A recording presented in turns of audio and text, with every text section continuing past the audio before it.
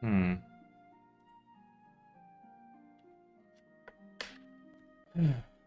Give me 1 second.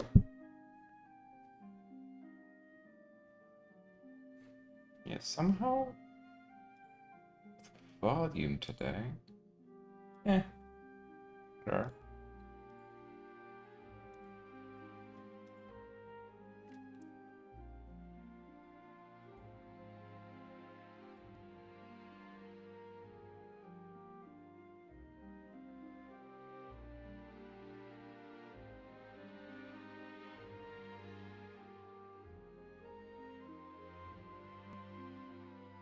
Je peux couper ça au montage de toute façon, fait que...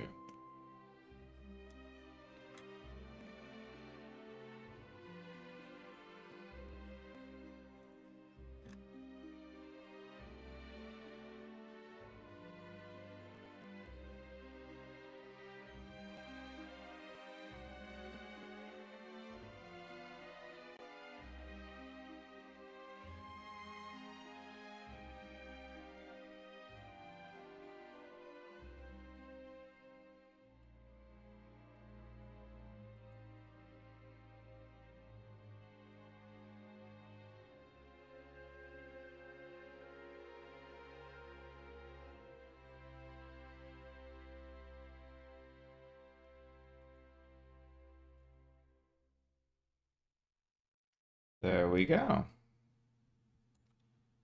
Live chat is online.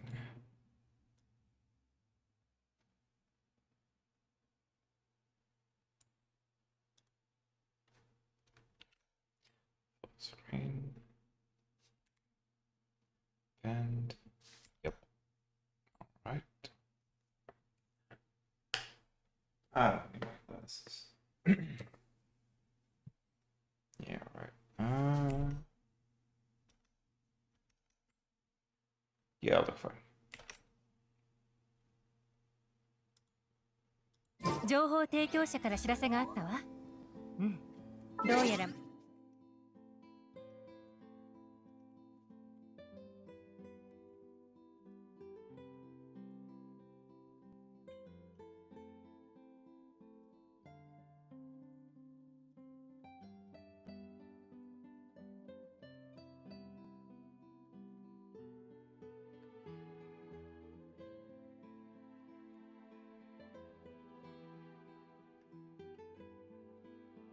And we're online. Hello, lads. I'm just going to be playing. Likely the story, I might actually go and serve myself like some drinks, because I'm an adult. Seeing as I don't have any hair. Let's share this on Mastodon.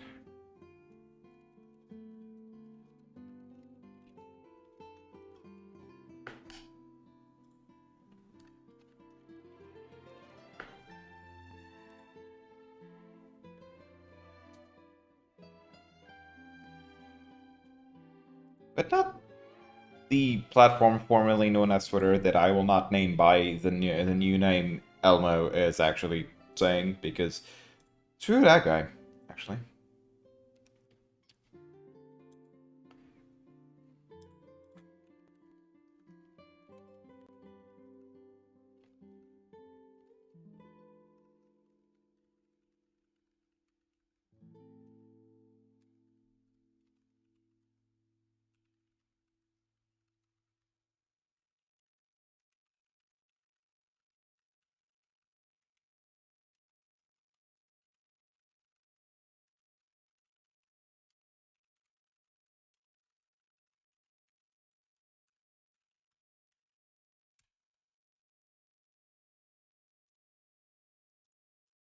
There we go. And as I said, yeah, I actually have chat. So, I don't actually have my face monitor, but I do have a chat overlay because, yeah, yay Steam! And yes, I'm actually playing on Linux, because now we can actually play on Linux unpatched. So, good stuff. Thank you, Hoyoverse. On that note, goddammit. Sorry for that. そうみたいだね。こんなに早くついてくれるくらいだから。ちょうどよかった。まだ観客も入ってないし、せっかくだから君たちに最高の席を用意しよう。チケットを取ってくるから待ってて。Tickets. Like, that's a farce, right?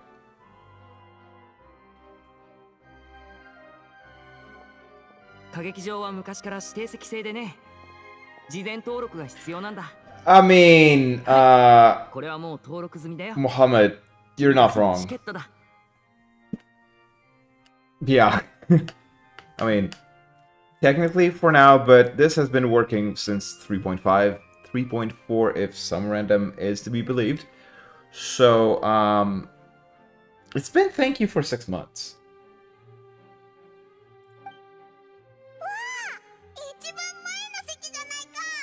なんてことないさ。遠慮なく楽しんで。おい、皆さん、ちょっとこっちに来てくれないか？ああ。舞台道具の配置にちょっと問題があるみたいだ。アシスタントのコーエルが呼んでるから、ちょっと見てくれよ。オイラたち先に席に座ってるぜ。 I'm actually gonna make an effort and set this to English.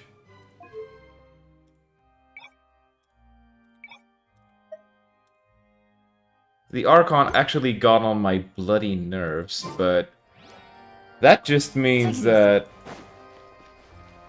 they actually nailed the characterization. Oh, oops.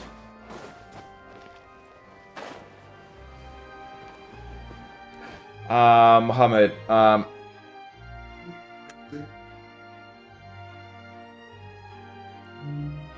there's information I have that I can't share, which should already tell you something. Beyond that, it's been 6 months. And we know that with Honkai Star Rail,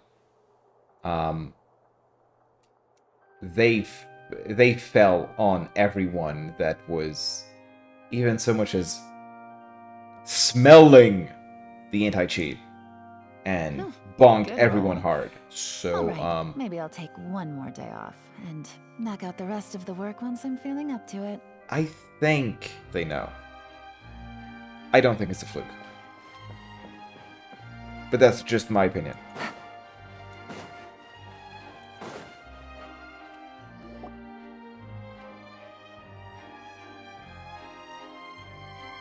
Oh, these should be our seats. Come on, let's...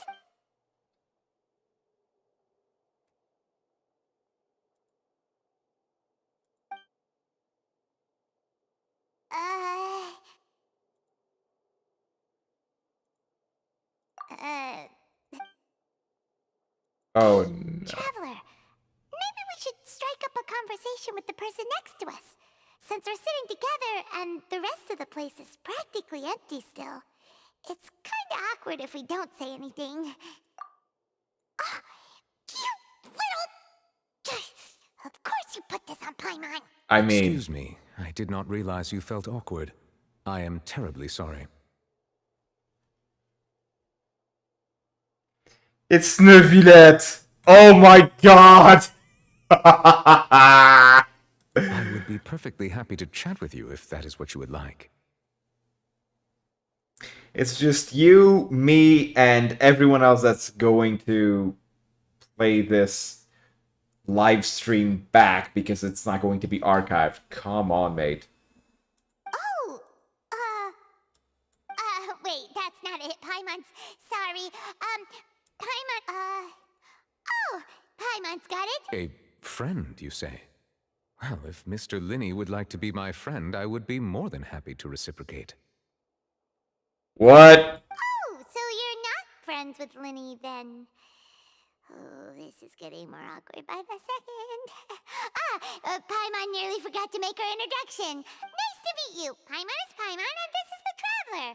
We just arrived in Vaudain. It is an honor to meet you two. I have heard of your deeds across Tevat. Oh boy. And as required by proper etiquette, I will also introduce myself. I am... Oh, Monsieur Neuvillette. What an honor it is to have you here to see my show. Ah, Mr. Linney. I should say it is in fact an honor for me to see your performance in person. Wait, Nervillette? Could he be... I saw you all chatting just now, but it seems you still don't know who Monsieur Neuvillette is. Monsieur. Allow me to introduce you to Fontaine's Chief Justice. That seat is always reserved for him. It wouldn't be too much to say that he's the symbol of justice and honesty here in Fontaine. Whoa! Sorry for being so rude just now. Paimon had no idea you were such an important person. No offense taken. Being Chief Justice is merely what I do for work. Nearly every person has their usual reserved seat, so I'm not so special, really. And by the way, I should probably let you know, even though I would prefer not to, there's someone sitting up there in the VIP seats that has been striking a pose for quite a while now. I believe she is trying to give you a most elegant and impressive first impression. Do they have beef? Cause...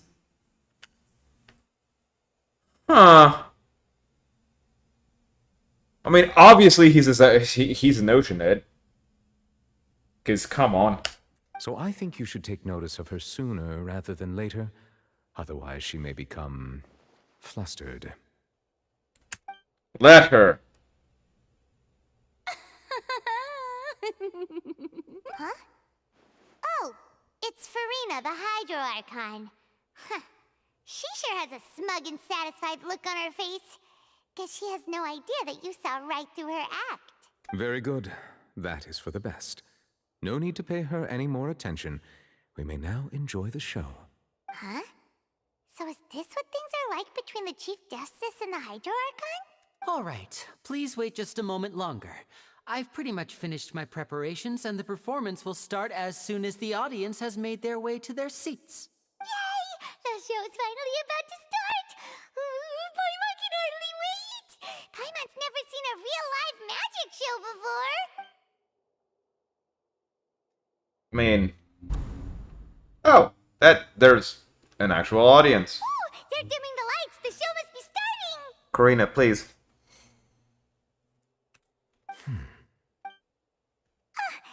Sorry. Welcome, one and all, to the Opera Epiclese. I am the star of today's show, Linny. I mean, I think the Archon is done with the Archon. And over here is my sister, Lynette, who will be working as my wonderful assistant. Please, let's give her a warm welcome. Hello, everyone. I mean, she's done with, well, everything.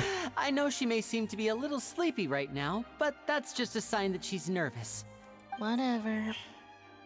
Now, some of you Big may act. be thinking, two vision holders who can freely manipulate elemental powers performing magic is not true magic at all. So, I would like to take a moment to assure you that elemental powers will have nothing to do with what you will witness on the stage today.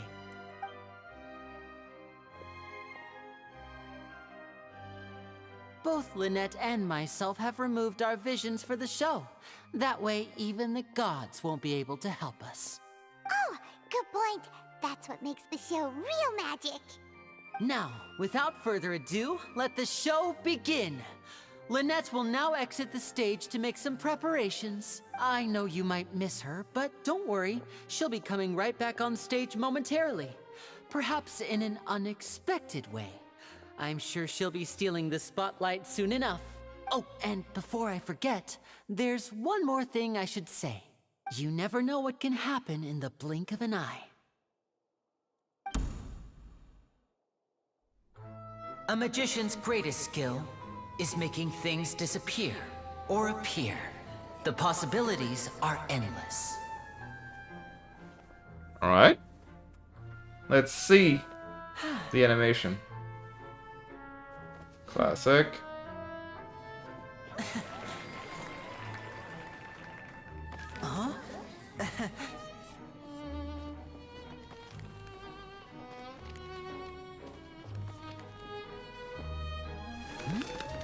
Huh, okay. That's nice, nice. What you Oh! came for. These little tricks? You've seen them all. All the props carefully. With the lid on, even air can't escape. An amateur magician would be getting very nervous right around now. Luckily, it's me on stage, so let me show you what a true virtuoso can do.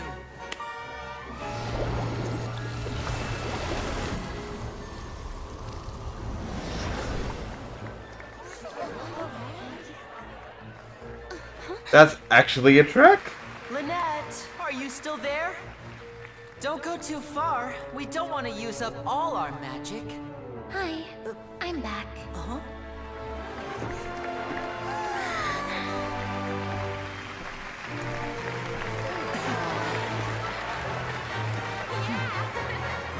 Oh.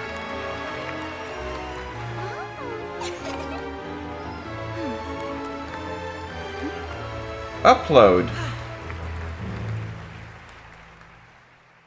Huh.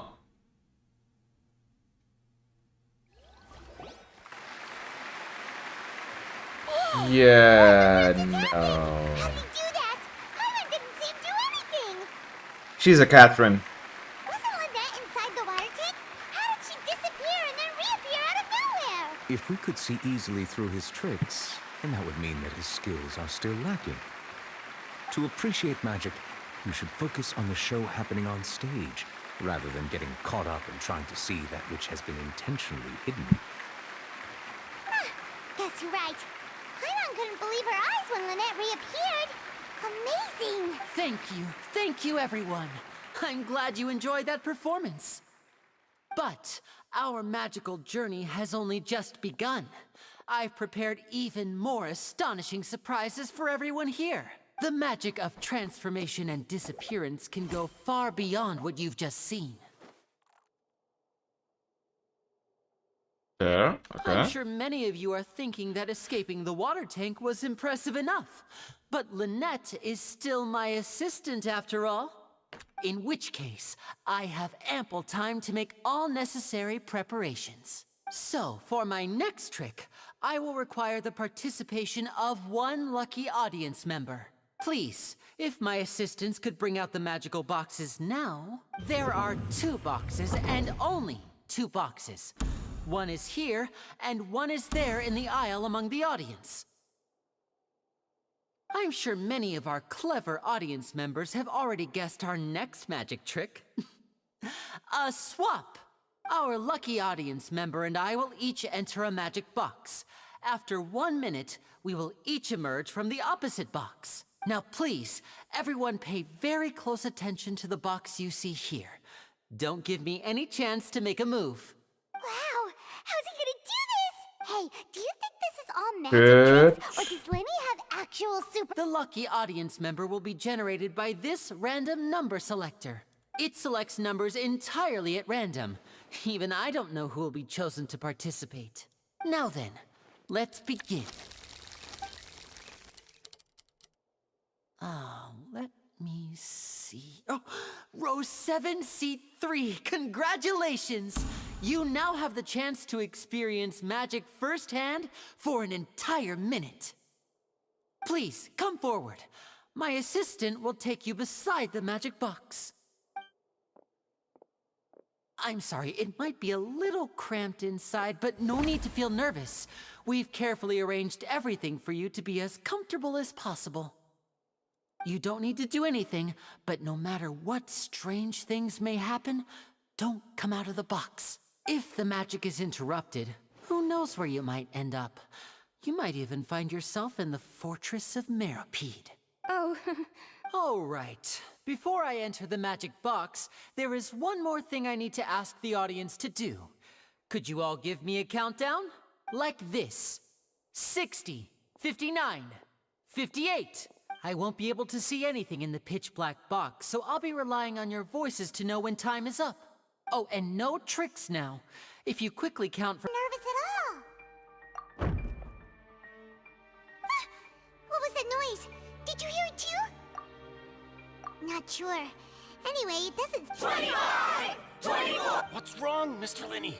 I seem to have accidentally knocked over a decoration. Never mind the decorations. There's... No, that's unacceptable. 19! 18! 17! It seems things aren't quite going as planned. It feels like you're all starting to count faster, but that's all right. I know it can be tiring to do such a long countdown. 10 seconds and change is still plenty of time. 10! Almost there now. Okay. Swapping two people is harder work than you might think. Even a master magician like me can't guarantee I'll get it right the first time. Hey, wait! Is this the back one? I can't tell. They both look the same inside. Huh? No, that's not it. I'll try again. 7! Hey, slow down! Honestly! 5! 4! 3! Whoops! That doesn't count! 0!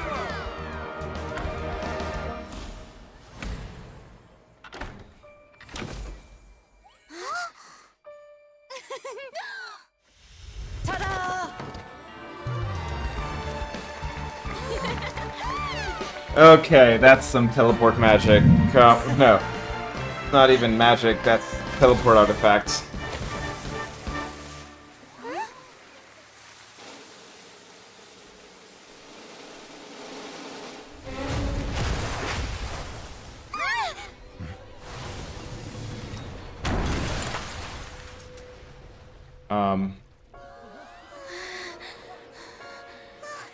What happened?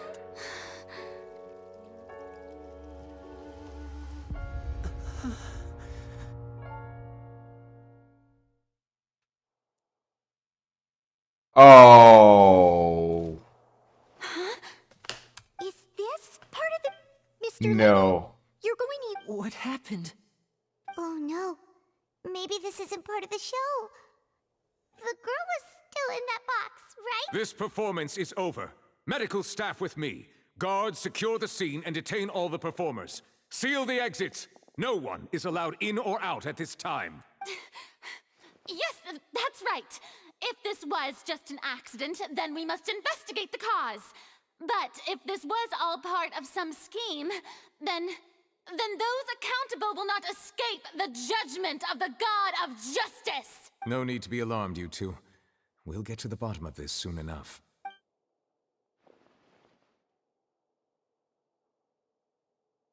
Unfortunately, the person who is in the magic box has been pronounced dead. His name was Cowell, one of the assistants in Linny's magic troupe.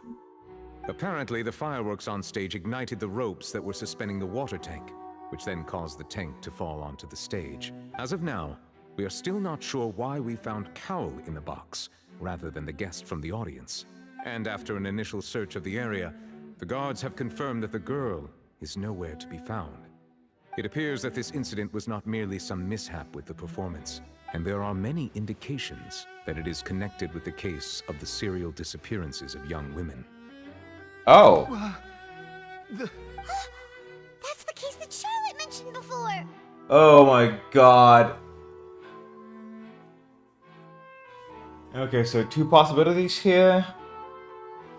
Either Neuvillette is in with that, though since he's playable if I'm going meta, he can't because he's a good guy.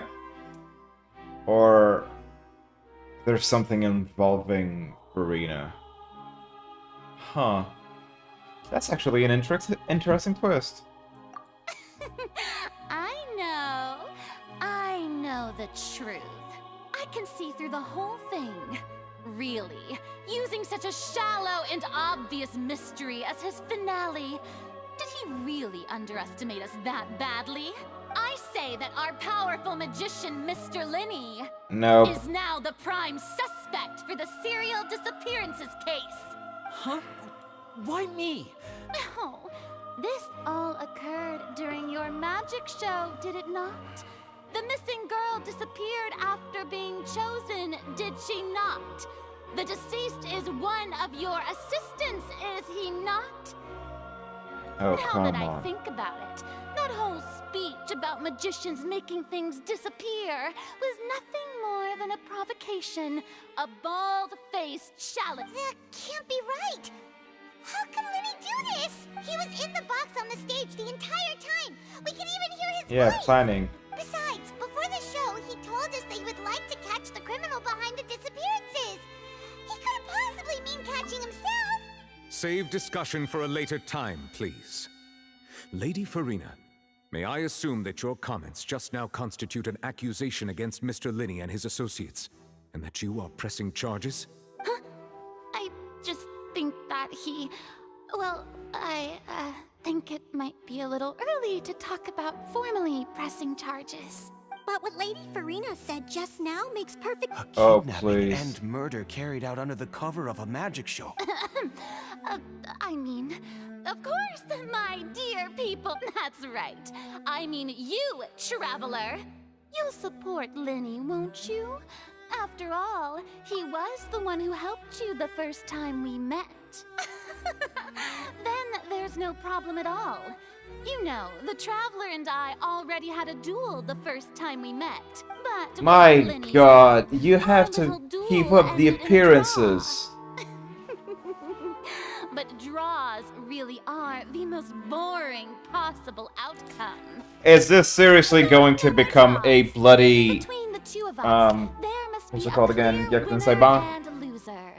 And what better place to hold such a riveting showdown and decide the true victor than here, on the grandest of stages, the Opera Epiclese. Oh, at least she pronounces it correctly. Nice. Obviously lost last time.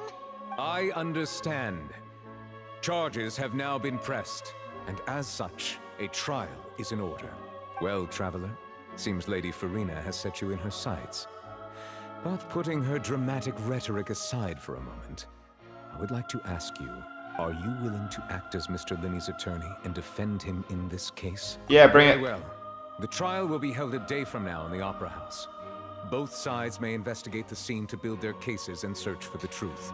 Yeah, that's some Linney Ace and his Attorney crew shit. are all Yep. potential suspects and shall remain within the Opera House. The audience may begin to leave in an orderly fashion once they have been cleared by the guards. A day isn't that long. Let's see what kind of case this big shot Outlander can build in such a short amount of time. I'm really quite looking forward to hearing it. You annoy me. So props to the VA, because nice.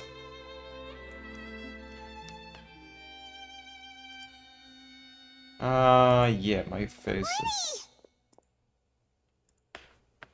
Sorry about everything that happened just now. Were you frightened? Of course! Who wouldn't be scared after witnessing an accident like that? There we go. Yeah, I'm a little shaken up myself. How could this happen? And poor Cal. I know you already claimed that you would defend me, but now it's just us talking. Tell me, do you think I could possibly be the murderer? Technically. I understand. Even I'm not sure what happened, so I can only imagine how difficult it is for you to grasp the situation. I'm sure everyone sees me as the biggest suspect at this point. But if you ask me, the whole thing is mysteries layered upon mysteries, such that all that's left is confusion. I don't know whether what happened there on the stage was purely an accident or not, and I don't know why poor Cal was in the box. As for how that girl chosen from the audience could suddenly disappear, I'm afraid I don't have any answers either. If someone tampered with my performance, then we need to figure out what they did. Even a skilled and knowledgeable magician like myself couldn't pull all that off in just 1 minute. Which is precisely why we need to investigate! As this book says, the impossible could not have happened. Whatever happened must have been that which is possible.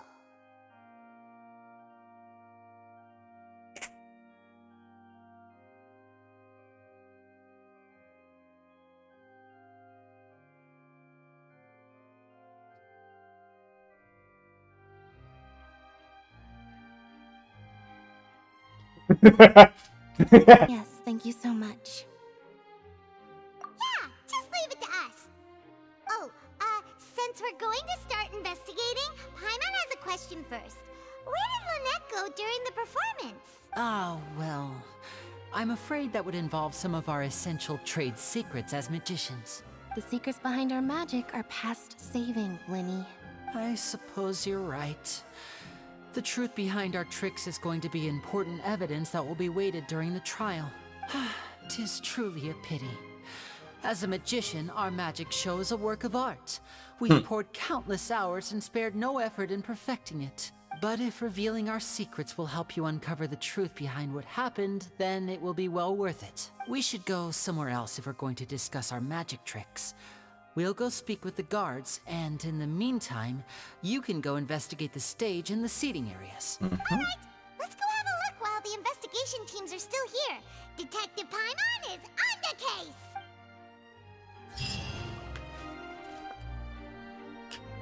Hello, officer. How's the investigation going? Ah, I see. You must be the traveler that Lady Farina mentioned. Listen, I'll be perfectly honest with you. I'd avoid getting mixed up in this whirlpool of a mess if I were you.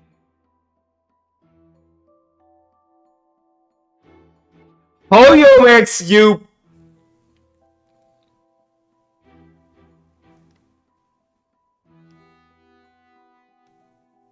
Oh my god, Hoyomix, you did not. They actually wrote some Ace Attorney style music. Nice! I love this! I love this! Huh? What do you mean? Come with me and you'll see. The deceased is one of Linny's assistants, named Cal. Even though he hadn't joined the troupe long, he was hardworking and everyone generally liked him. The assistants are usually in charge of setting up and inspecting the props, as well as assisting with the show and keeping the crowd engaged. As you probably saw when you were in the audience, the water tank suddenly fell and smashed the box with Cowl inside it. This is the real mystery. We've already searched the scene and were unable to find any traces of the girl. However, if you look carefully, the box was positioned directly under the water tank. The ropes holding the tank were then burned by the pyrotechnics on stage, causing them to snap. All these factors lining up so perfectly makes it hard to see this as a mere accident. If anything, the more logical explanation is that the whole incident was intentionally planned, and Linny is the most likely person to have access to all these areas. But he doesn't have a motive. Are you both good friends of his? Well, you can't say we're good friends, but we've known each other for a little while. So in just a short time, he was not only able to win your trust, but even convince you to act as his attorneys. I know there's no such thing as magic. The real trick of a magician is holding the audience in the palm of their hand. Well, yeah, you're right. I've seen a lot of cases, and I can tell you that people are the least reliable kind of evidence. Sorry, I tend to be pretty straightforward. Just know that I'm warning you for your own good. Anyway, you may investigate the scene of the crime yourselves if you're curious. Who knows, maybe you'll be able to come up with some new evidence. Case record.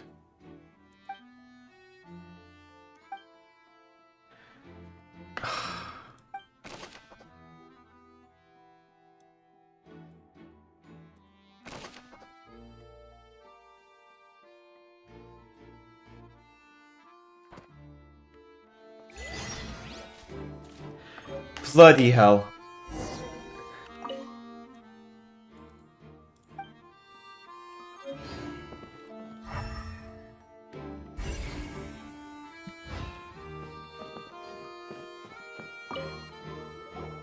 So this is the rope that broke and caused the water tank to fall.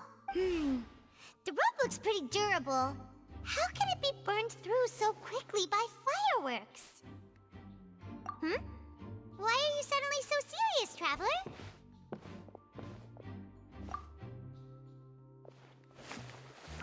Whoa. Look!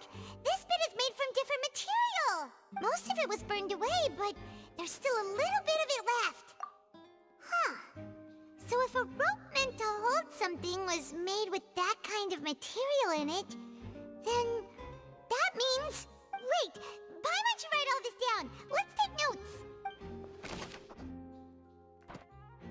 They actually implemented... Oh, gods.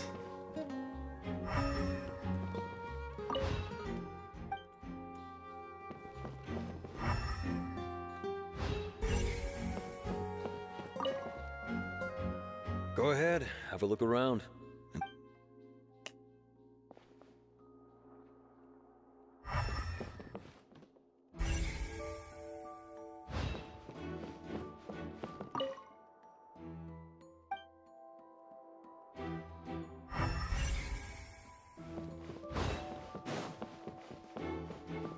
Can't I? The investigation team has some new findings. Turns out there's an issue with the random number selector after all. See, I told you. What if the machine picked some big guy's seat? You think the murderer would have still made his move then? Sorry to interrupt, but we're helping Linny and Lynette with their case.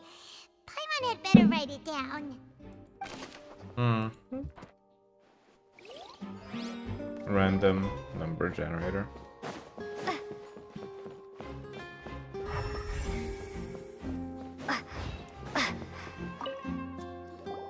Hello there. What are you investigating? Oh, this location has also been cordoned off because the Magic Troupe members are currently considered prime. The seats were all booked in advance, so we were able to deduce the missing woman's identity by checking the guest list. Sure, it's not like this is confidential information. We will publish it later anyway when we petition the public to help us find the missing person. Her name is Halsey. She's a painter from Fontaine who's made a bit of a name for herself. Halsey! Apparently, she wasn't a regular Halsey! house, but she'd been Elizabeth Halsey! lately, which made her decide to come see the magic show. I think.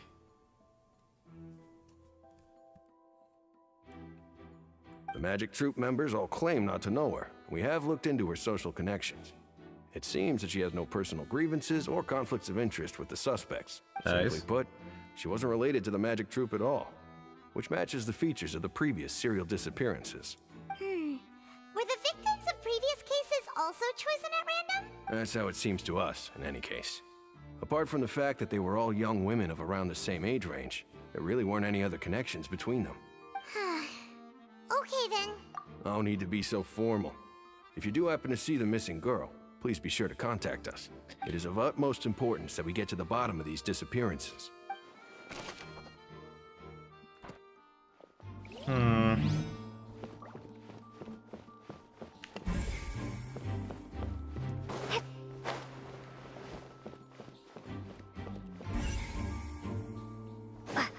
Yeah, so there's some range. I see that you're investigating the area. If you find any new and interesting leads, We don't have too many thoughts yet. then why don't I tell you my hypothesis first? The thud? Yes, exactly. It wasn't terribly loud, but I suspect that most people heard it. It's just that everyone was awaiting the results of Linny's trick with bated breath, so no one paid it much mind. But now... I'm of the opinion that it may have been the sound of Linny's accomplice. Lynette, perhaps. Jumping atop the water tank, or something like that. And when the pyrotechnics went off, she cut the rope, sending the water tank crashing down. But wasn't the noise we heard too loud for that? Perhaps the balance wasn't right, leading to a particularly rough landing.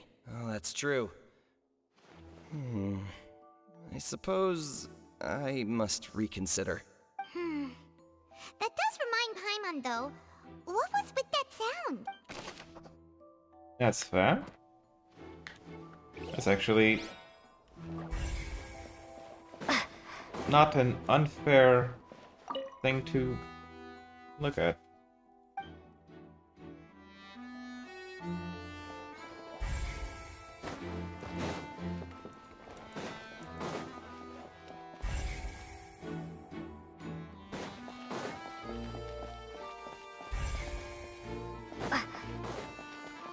Lenny's still talking to the guards. I think someone will be assigned to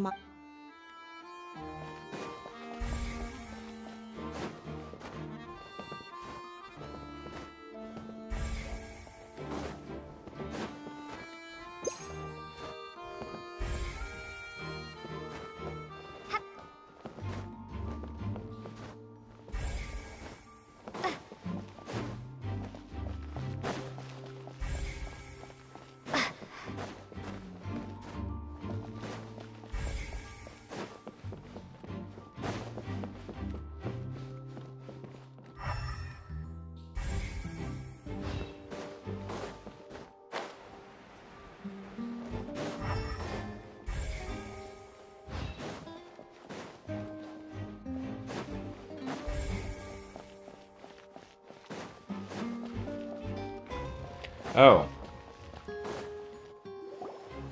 Hey, you!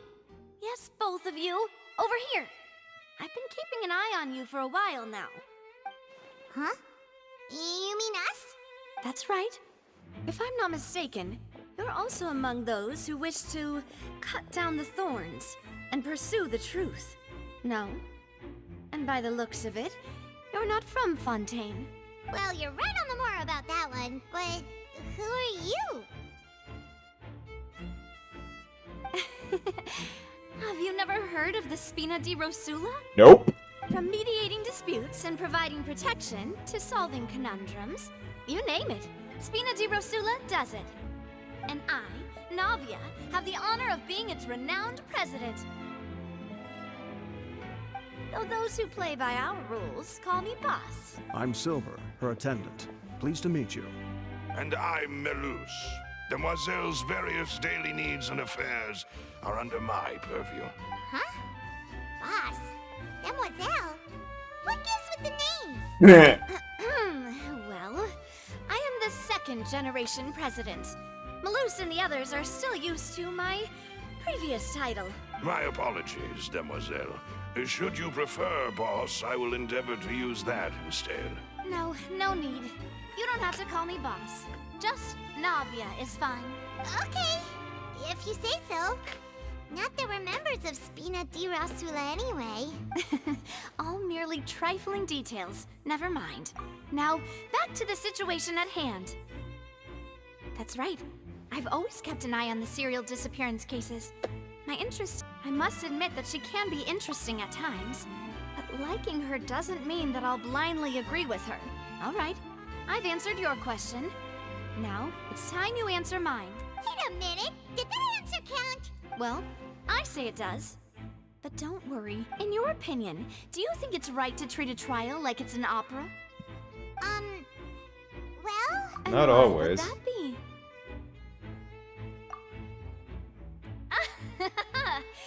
See, Silver and Malus? I told you they'd be different. Most astute of you, Demoiselle. I too think that the Traveler's response was most excellent. No matter how wonderful the script or how fervent the audience's expectations may be, the trials that go on stage here must be based in fact. And if that can be done, boss, then... All right, that's quite enough, Malus. Anyway, I like your answer. You pass with flying colors. Now, I need to make some preparations, following which our joint investigation shall commence. Wait! Since when did we become assistants? Oh, well, I can be the assistant. Sure. Or your companion, if you like. I'm really not that fussy.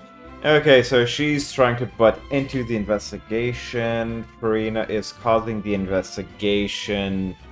Neuvillette is the actual judge. And then we have the Tufatui that are basically being accused.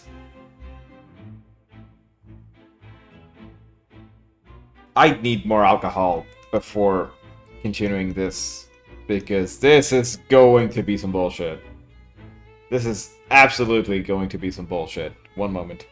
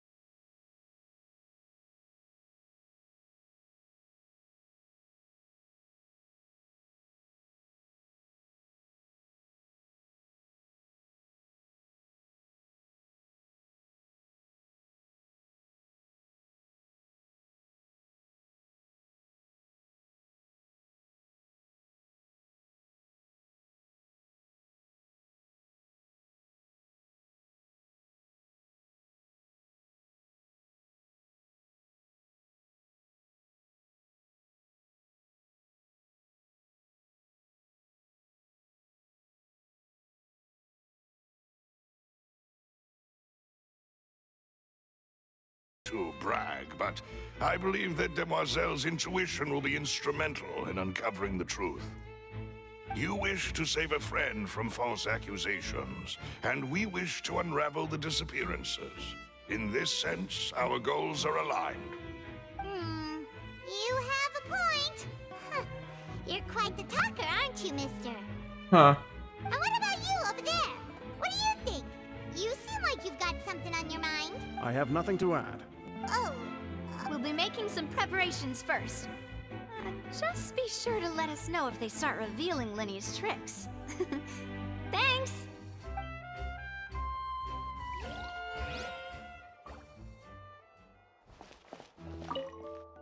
Speaking of that, I think magic shows would be... I can see that. Maybe I should try to learn some magic. If I could make things disappear, cleaning my room would be a cinch. You need not worry about such things, Demoiselle. That falls under my duties. Oh, come on, Melis. Oh, right.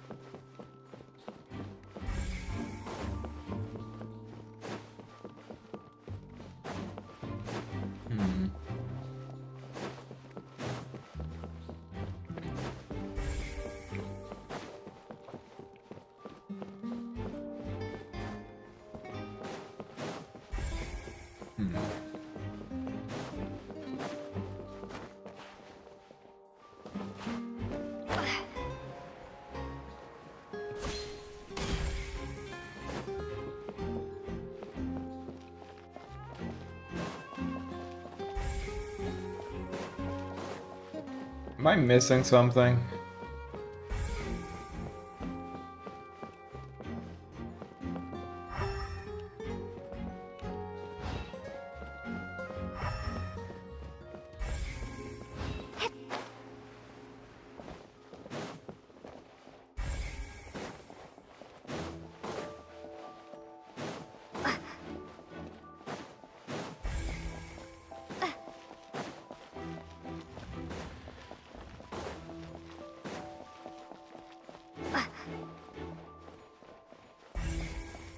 Oh. Sorry, but no one can freely enter or exit the Opera House at the moment. If you wish to leave, you must register your identity with us first. Tristan. No, we're not leaving. Were you always guarding this entrance? Yes.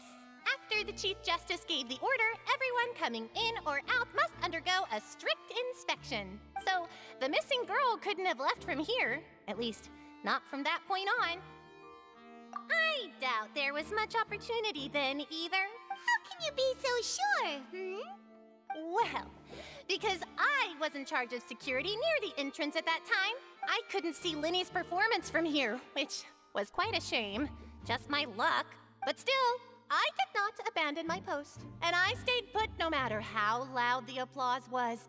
If someone had so much as even approached the door, I would have noticed it, let alone if they had tried to leave.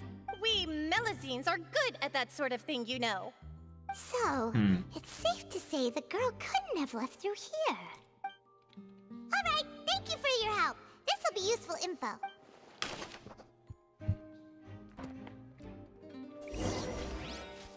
We've checked everything of note here at the performance venue.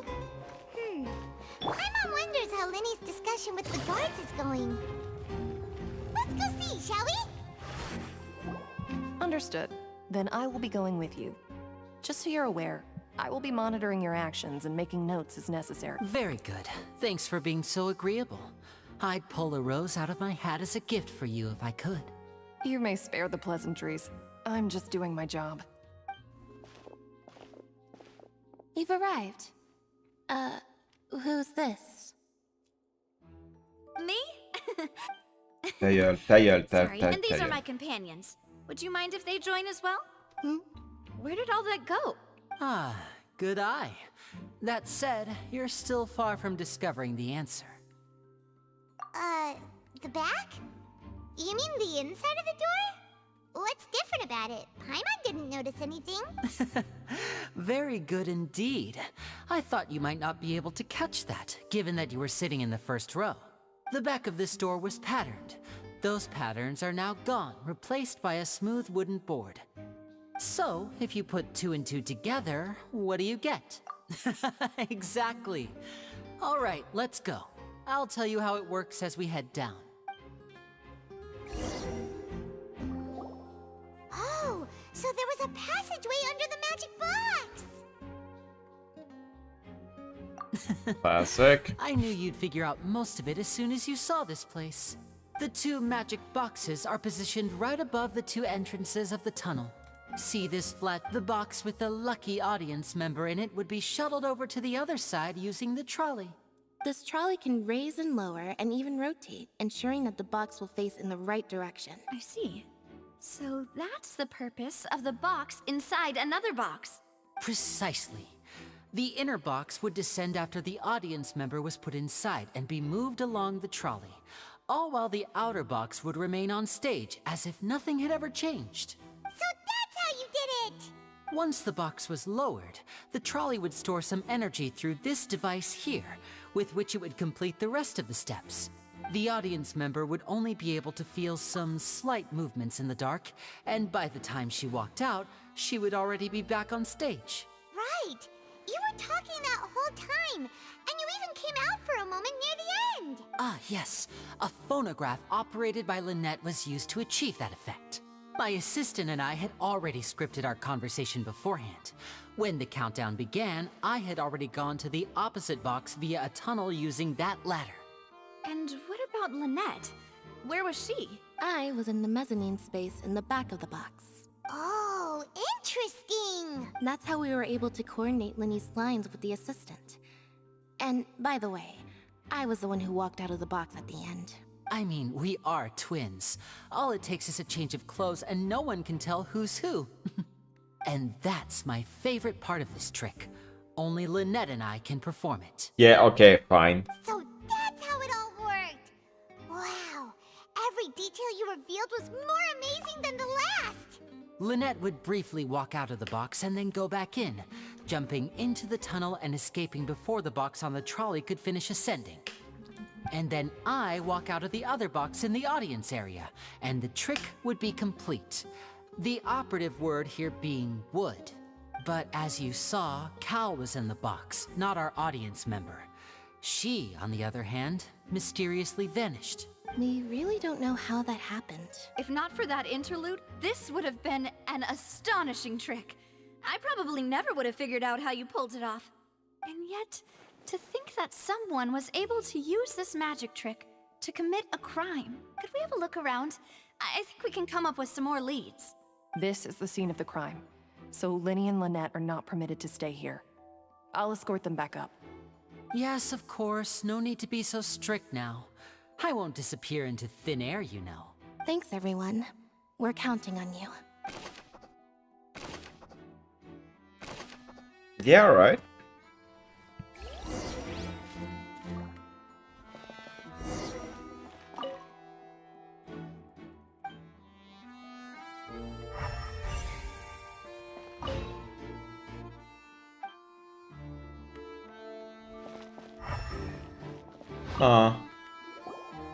The floor is wet. Please be careful not to slip.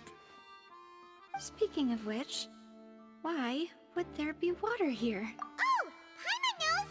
It's one of those tricks, and here's a broken vase! Huh. Did the trolley knock it down while moving? That can't be. The trolley moves along tracks from start to finish. It couldn't have hit the vase at this distance. Let's note this down too and think about it later. Oh my god, Paimon looks so bloody silly!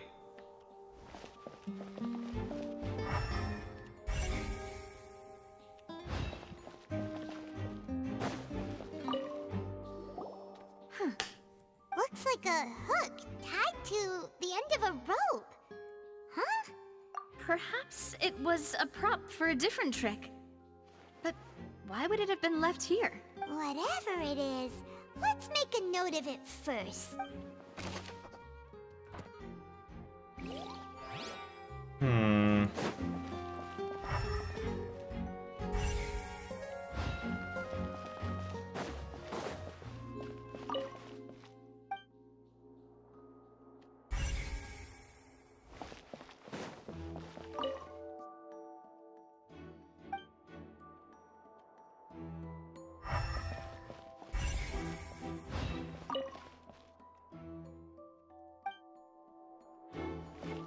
This looks peculiarly modern.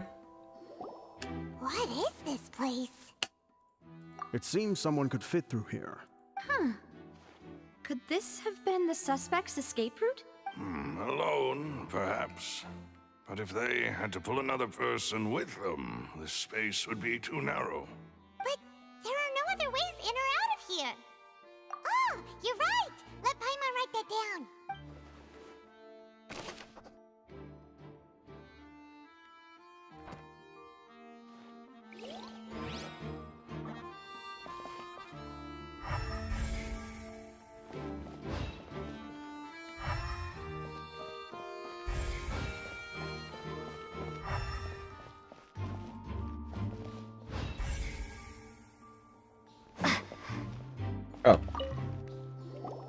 Oh, these are the clothes that the lady chosen from the audience was wearing, right? Her clothes are here, but she's nowhere to be found. Right. And do you really need to do that if you're kidnapping them? What the fuck? Why?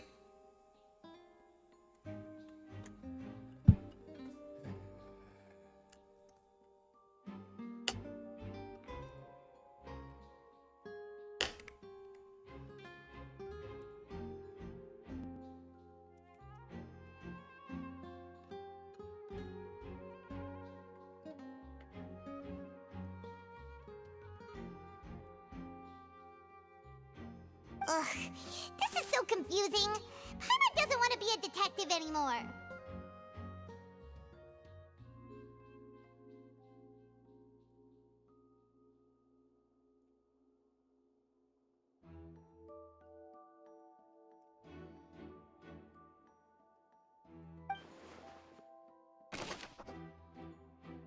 Was found hiding there.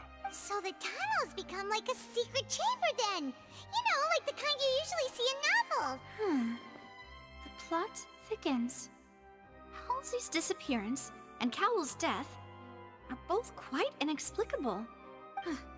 No wonder Farina was so confident in her accusation.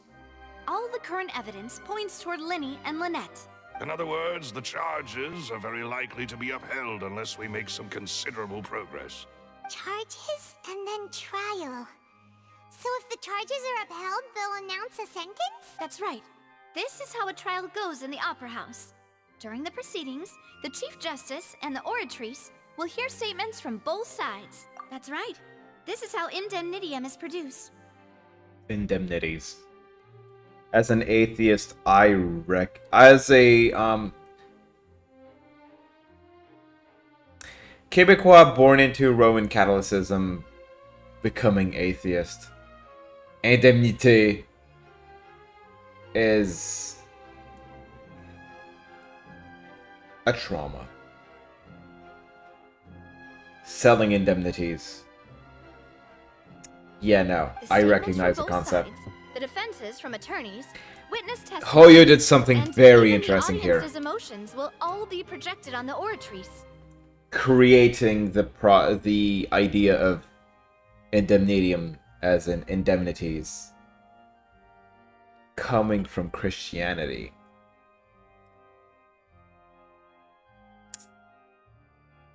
Props. To put it simply, It's as if the Oratrice has its own will, and is a judge in its own right. This also precludes any kind of favoritism on the part of the Chief Justice. And not that this has ever happened anyway. Fascinating. Once both sides have finished speaking, the Chief Justice will make his final decision. This, too, will be used by the Oratrice as a reference. Then, finally, the Oratrice will be consulted by officials. The result it returns is the will of justice itself. So computerized. So that machine is the one that actually decides? Paimon thought Neverlet called the shots. In practice, there is very little difference. Both have always come to the same judgment. Which is why people have great faith in the Chief Justice. Ah, yes, the guards also asked me to convey that none of us will be allowed to leave this place before the trial. Huh? What? Because we've chosen to act as the twins' proxies. That makes us persons related to the case. They're concerned that we might be colluding with outside parties, or that we might find outside help to disrupt the case. And even if that were not so, it could prove problematic if we happen to spread key information about the case ahead of time. I'm ready to Which is break fair. out at any time. Whoa, whoa! There's no need for that! Paimon thinks they have a point. That said, are they providing food? Of course. I just hope you don't mind the lack of options. I'm afraid that catering to all tastes is not in the cards, nor is any guarantee of balanced nutrition. Okay, I have to say this. The English VAs, even for the extras, are going extra. This might be the boost talking, but seriously, this is some good voice acting, even on the English side. And I'm always using the Japanese VAs. I might actually start using the English. In that case, let's just sort out our findings together here. Pity. I was hoping to take you to try some of Fontaine's famous desserts, too. Yeah, we have some time Better way to after properly that. think through our findings than over some tea and sweets. Huh. Breaking out suddenly doesn't seem like such a bad idea after all. Just kidding, just kidding. Paimon will still do her best, even if there are no snacks. Hmm? What do you mean, no snacks? Of course we'll have snacks. If we cannot buy some, then we'll simply make some. Huh? Here? But how? Understood, demoiselle. Everyone, please come with me. Dude has a portal kitchen shit. Nice. Wait, you're carrying a portable stove with you? Yes, I must be prepared to meet the demoiselle's baking needs whenever the fancy strikes her. I have eggs, sugar, and almonds at the ready. Good work, you two. Then I'll get to it. Please sit tight for a moment. You'll get to taste my awesome snacks soon enough. You fucking nerds. Quite an interesting group. Nice. Must be a Spino di Rosole thing. Yes. And Paimon thought it smelled good while it was still in the oven. What Oh, it's in so the bad now. bloody hell? Stop drooling. Okay, fine. From the way you had these two guys carrying all that stuff around, Paimon thought you'd have them do more during the baking process. But you ended up doing the entire thing by yourself. Beating the egg whites, grinding almonds, everything. I was applauding.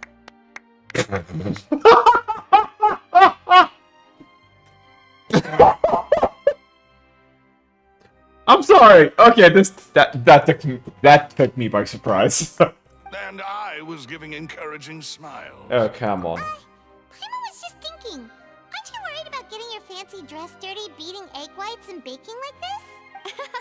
Well, I don't think it's carved in stone anywhere that fancy ladies can only read books, sip tea, ride horses, and play the piano. I just really enjoy making snacks. And it's a good thing you do. Don't estimate beating egg whites, by the way. It's a real arm workout. You also need to beat them to just the right consistency, or your macarons will crack.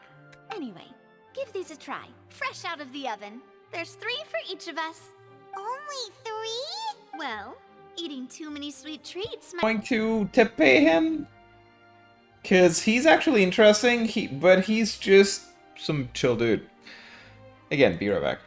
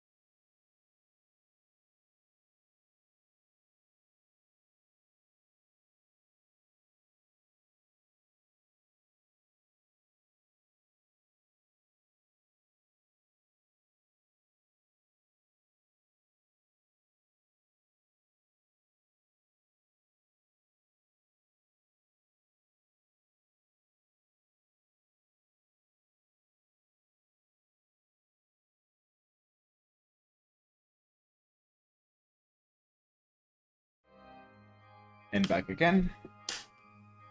However, we can assume that Linny and Lynette were not alone within it. Some criminal also occupied its sealed confines.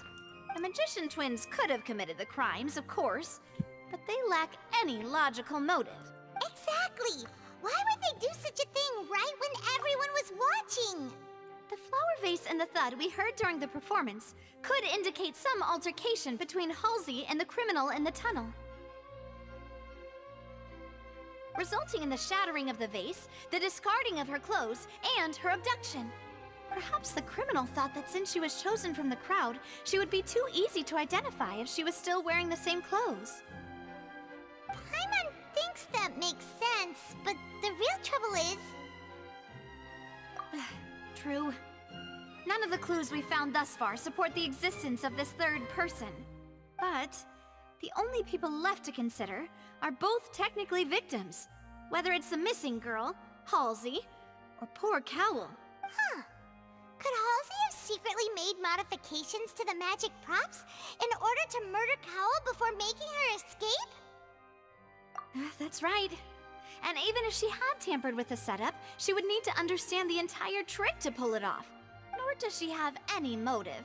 The guard said that she has never had any dealings with the Magic Troop's members. Were we not thorough enough in our search? From the sound of things, this is turning into an impossible case. Your macarons are amazing though, Navia. They are my specialty after all. And I see you've already had 5 of them. What? 5? Oh, that can't be right. Paimon only counted 3, honest. Please don't worry about it. At my age, a few less sweets might actually be a good thing. No.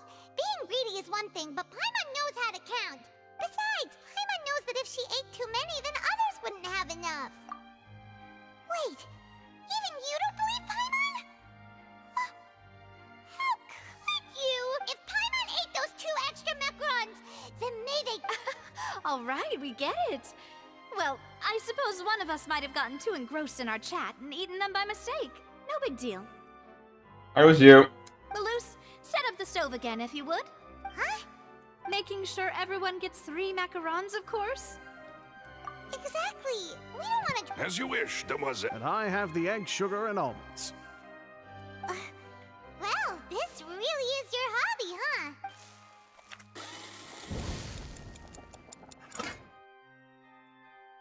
Well, that's it for snack time. I don't know what we're looking for yet, but we've still got some time. As attorneys, I suggest the 2 of you think the case over again. It would be awkward if you got all tongue-tied on stage during the trial. All right, thanks for your help, and for the snacks. It was nothing. A small task for the Spina di Rosula. Silver, Malus, it's time to go. I'll be back if I find anything new.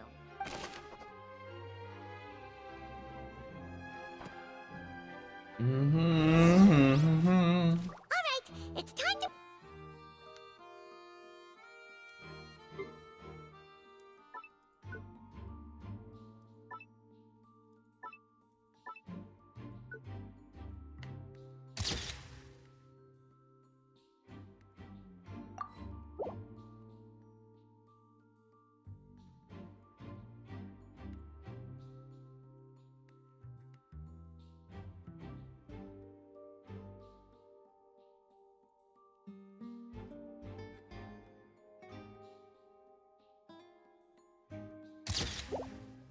There we go.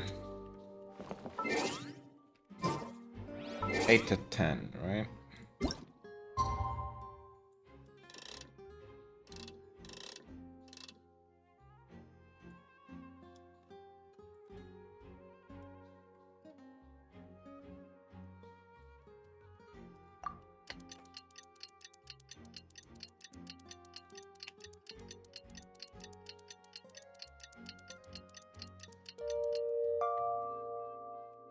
The case before us is a strange...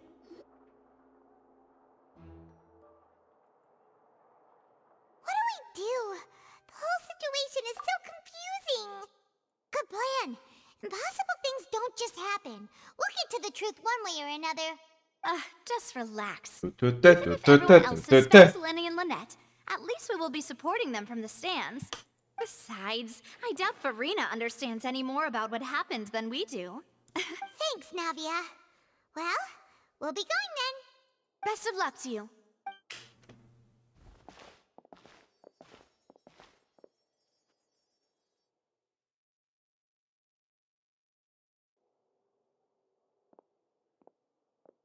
Ah, finally, you're back. Well, how did your investigation go? Like shit! To be honest, you might be disappointed. No. We're already very grateful that you were willing to help. Well now, don't you all look disappointed. Don't tell me that your investigation came up empty-handed. Shut up, brat. That was to be expected, of course. The guilty can never produce proof of their innocence. But don't let that stop you. I shall be terribly disappointed should you, my most anticipated foe, concede so easily. Since both parties are present, I declare that the trial regarding the magic show incident is now in session.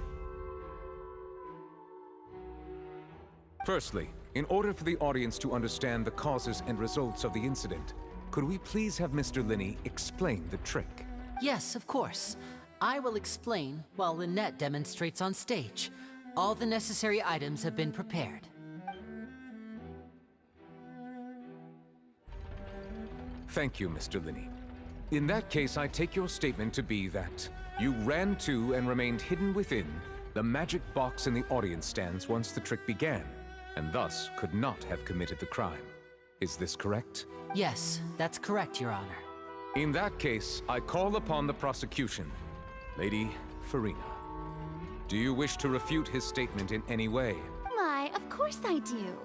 Allow me to take the first shot and break this case wide open.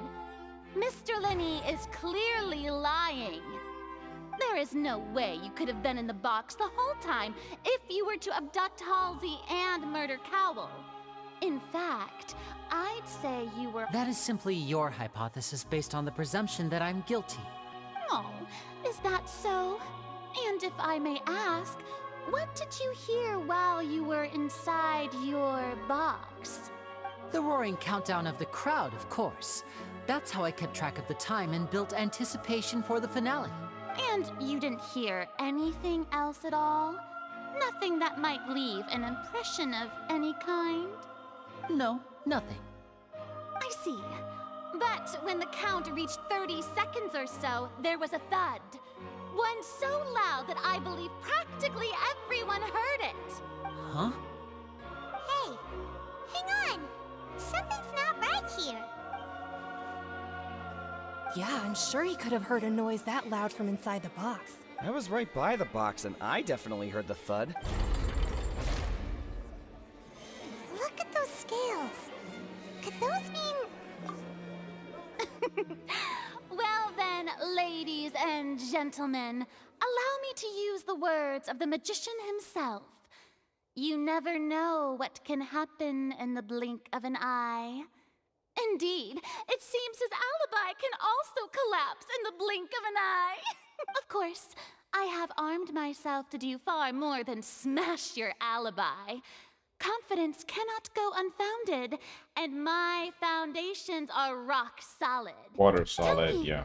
Aren't you and Lynette actually from the House of the Hearth? The House of the Hearth? Really paying off. Okay, you're a fucking nerd. Hey, Linny, what? Order! Order! Mr. First, when the thud was heard in the Opera House, you were neither in the box nor the tunnel. Second, you and Ms. Lynette are both members of the House of the Hearth. Are these claims true?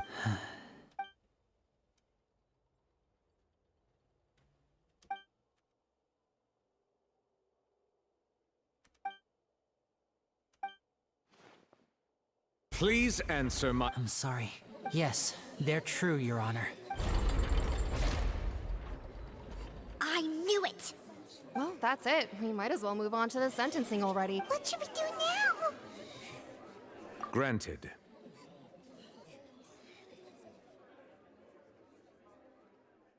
In that case, what is your request? Is that really necessary? They're all The defendant deceived their own attorneys. Order! Order, I say! Your request is reasonable, and we shall adjourn. This trial will reconvene in 1 hour. So you would stick to Mr. Linney's defense even after knowing what you do now? You certainly have more professionalism than I thought. In that case, my dear audience, let's allow the joy of victory to steep for a little while longer. Oh my god, Amberly Connors, you glorious woman. Thank you. I hate her. Thank you.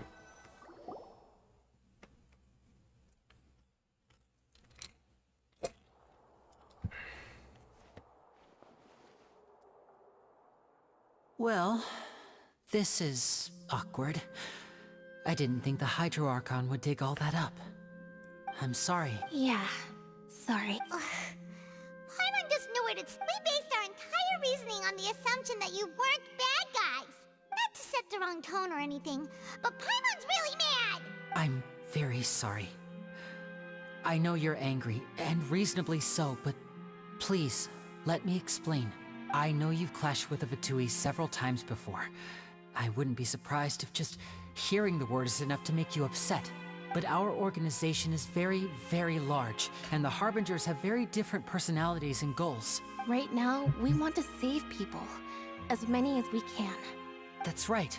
I'm sure we're on the same page when it comes to this nation and the disaster that its people might face. I knew if it weren't for our respective identities, we could become good friends. That's why I didn't wish to flat out lie to you, but chose to hide some details instead. The truth is very important, but being completely transparent about everything would see us spending more effort than we need to. Right. So, you be the judge. Heck, if I were you, I fear that I'd even struggle to trust me at this point. You met a Fatus who works as a magician, a trickster by trade. All by coincidence, too.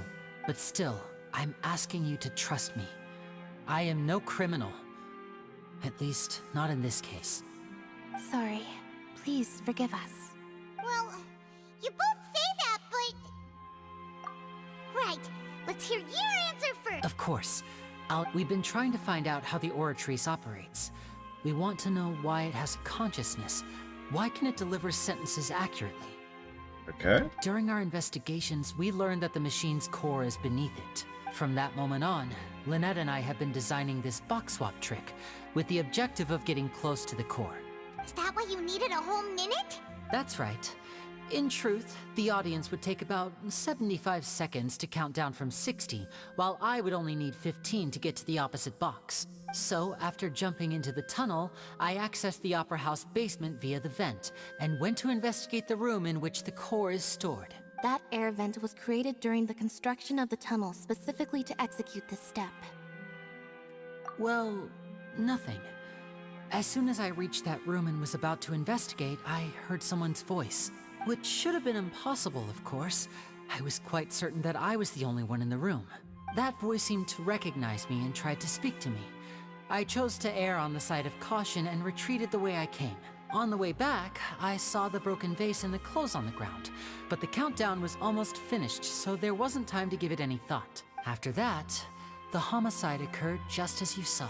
Well, that explains why you didn't hear the thud. Because of that prophecy I told you about, of course. We must know all we can about this nation's secrets in order to deal with that prophesized crisis. That's the only way we can save everyone. So, there you have it. The whole truth. I swear, I didn't hide anything from you this time. It was never my wish to proceed under this cloud of mistrust either. But like I said earlier, you can be the judge. If you want to leave because you don't trust the Fatui, there's nothing I can do to stop you. Well, Traveler, you decide. Paimon will follow your lead however you choose.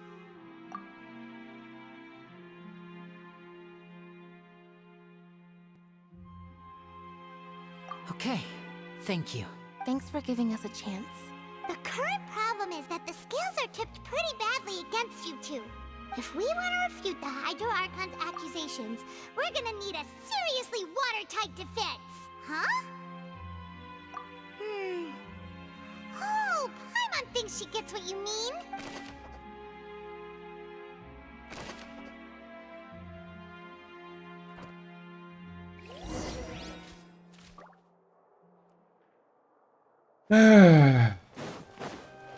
I'm gonna have to wing it. That being said...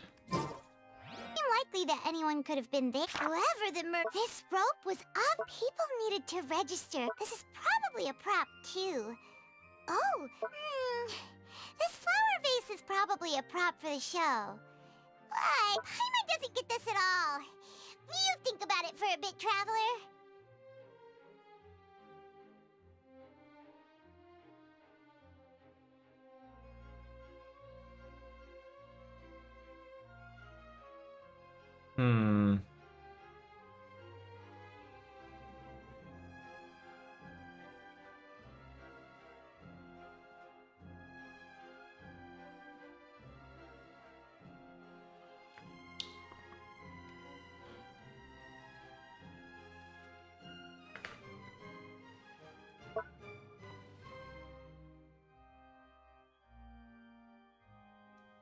Oh!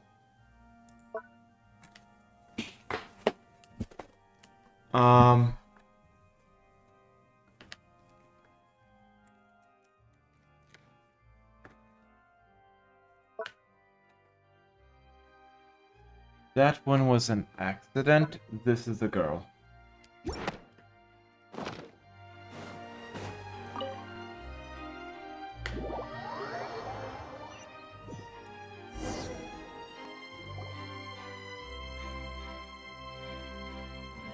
Both parties have returned to their positions. Let us continue the trial.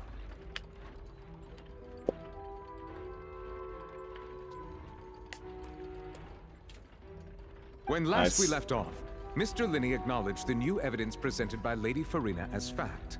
Therefore, Lady Farina may continue stating her reconstruction of the events. That took long at this stage. Please. Let's revisit that scene from Linney's perspective. Oh!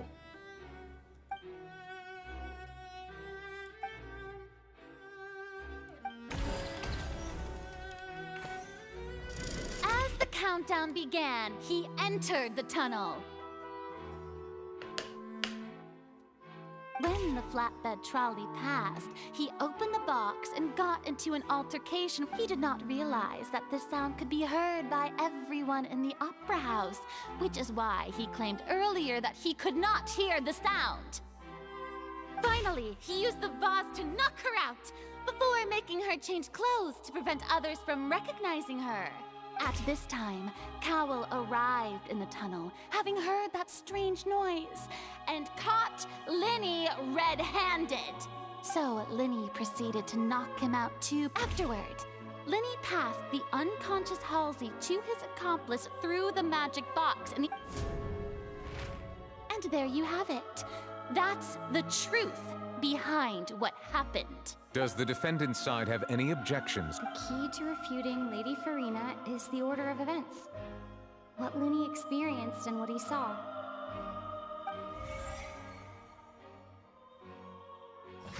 Alright.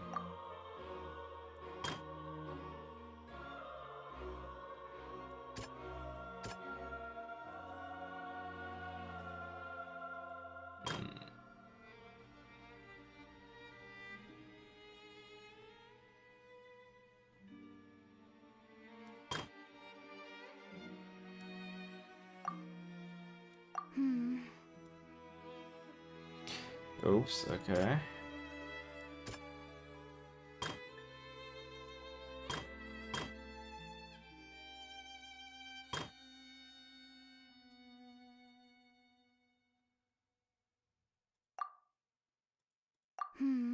No. God damn it.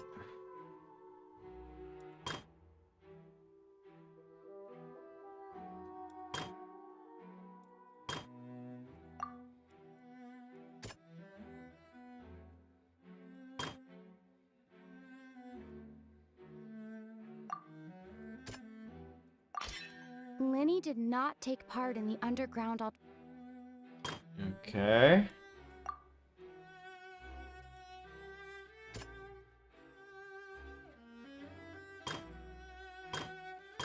Voice is going to be later.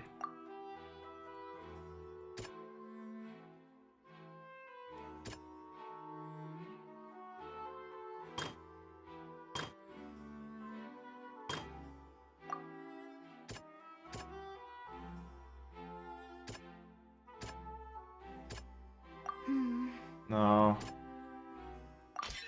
Lenny went to the room that contains the Oratrice's core.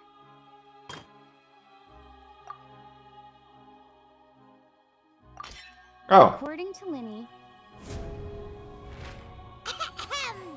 Attention! When the countdown started, Lenny did indeed go into the tunnel. But he immediately used a vent to access the Opera House basement, which is where the underground core of the Oratrice is stored. Once he reached that area, he heard a voice in what should have been an empty room. Since he felt something was amiss, he returned immediately. The crime scene had already developed by the time he reached the tunnel again, and in order to complete the magic trick, he did not remain there for any length of time. Finally, he reached the surface, and that was when the accident happened from his point of view. Therefore, he's innocent!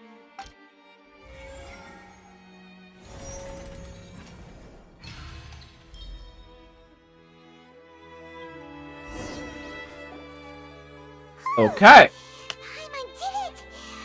In other words, you believe that he knew nothing of the incident? That's right! My reasoning?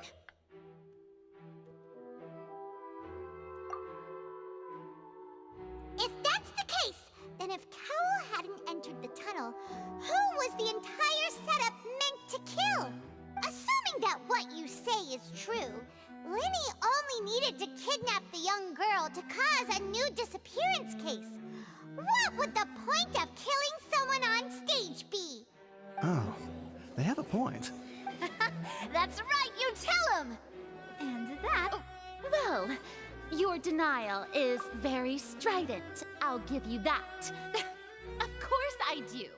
If he had been in the magic box the whole time, how could he have not heard that sound? Why do you ask? You're saying that he wasn't?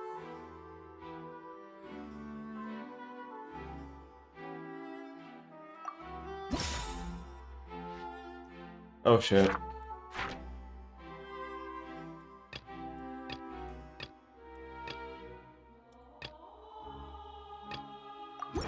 That's right! Lenny wasn't in the box or in the tunnel.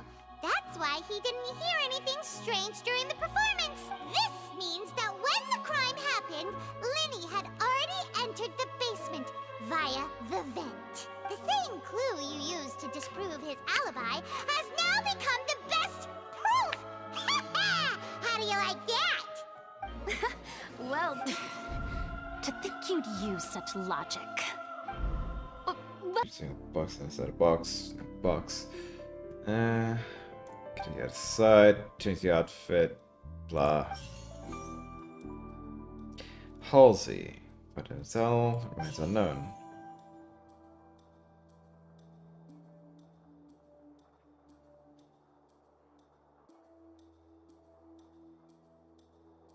Could there have been a third person involved?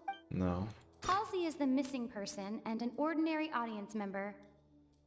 Or did she have her own scheme all along? The deceased's name is Cowell, Lenny's assistant. He would have been able to tamper with the equipment.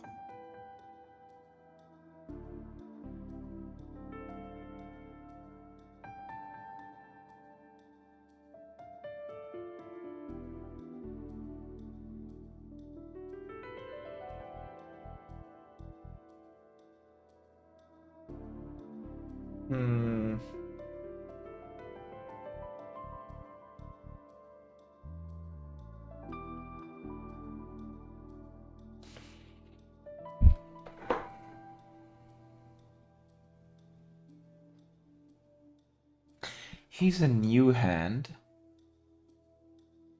Everyone trusts him. He's sus. She's in the assistants. She could have been a... not random pick, more like random target. But then she could also have orchestrated her disappearance. Or get absorbed by the Oratrice. Because I'm assuming the Oratrice is actually like a...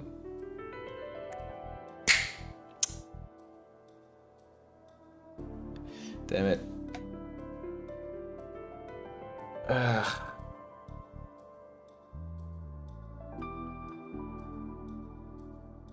Damn it, what are they called again? A Lonely Oceanite. Could there have been a third person involved? Is that really a possibility? I want to save Scum. But I probably can't. I'm going to go with Cowl. The deceased's name is Cowl.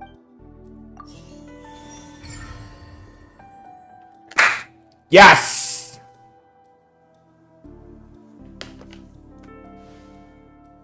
Huh? That can't be right. Are you serious? Oh, is that so? How interesting! Let's hear your reasoning then. What I must do next is recreate the truth.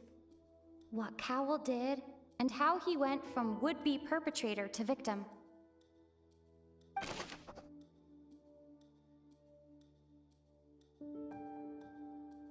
The deceased's name is Cowl, Linny's assistant. No one entered or left the opera house through its entrances. Halsey's clothing was in the tunnel.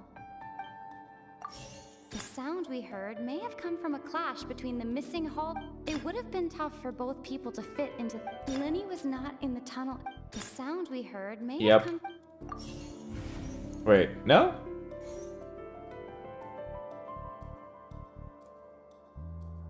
Linny was not in the tunnel at that. Oh. The deceased's name is Cowl, Linny's. No one entered or left the opera house through its entrances. The sound we heard may have come from a clash between the missing. No one entered or left. Halsey's clothing was in the tunnel. Shit. It would have been tough for both people. Halsey's clothing was in the tunnel. No one entered or left. The deceased's name is Cowl. The sound we heard may have come from. Seriously? It would have been tough for both people to fit. The sound we heard may have come. It would have been tough for both. The deceased's name is Cowl. No one entered or left the opera. It would have been tough for both people. Wow.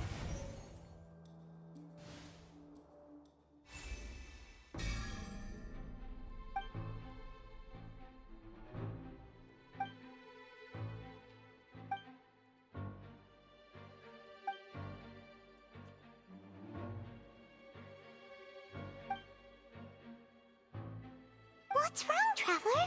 Are you still having trouble figuring things out? Look, since we're at a dead end, just like the trick as it transpired, the end result must have been utterly different from the magician's initial design. If only we knew how Halsey disappeared. Well, that would be nice, but the tunnel only has 3 exits, and none of them seem very likely. And it's not like this is a magic trick where you can just make a real live person disappear. Excuse my interruption, dear opponents, but do you not see that the...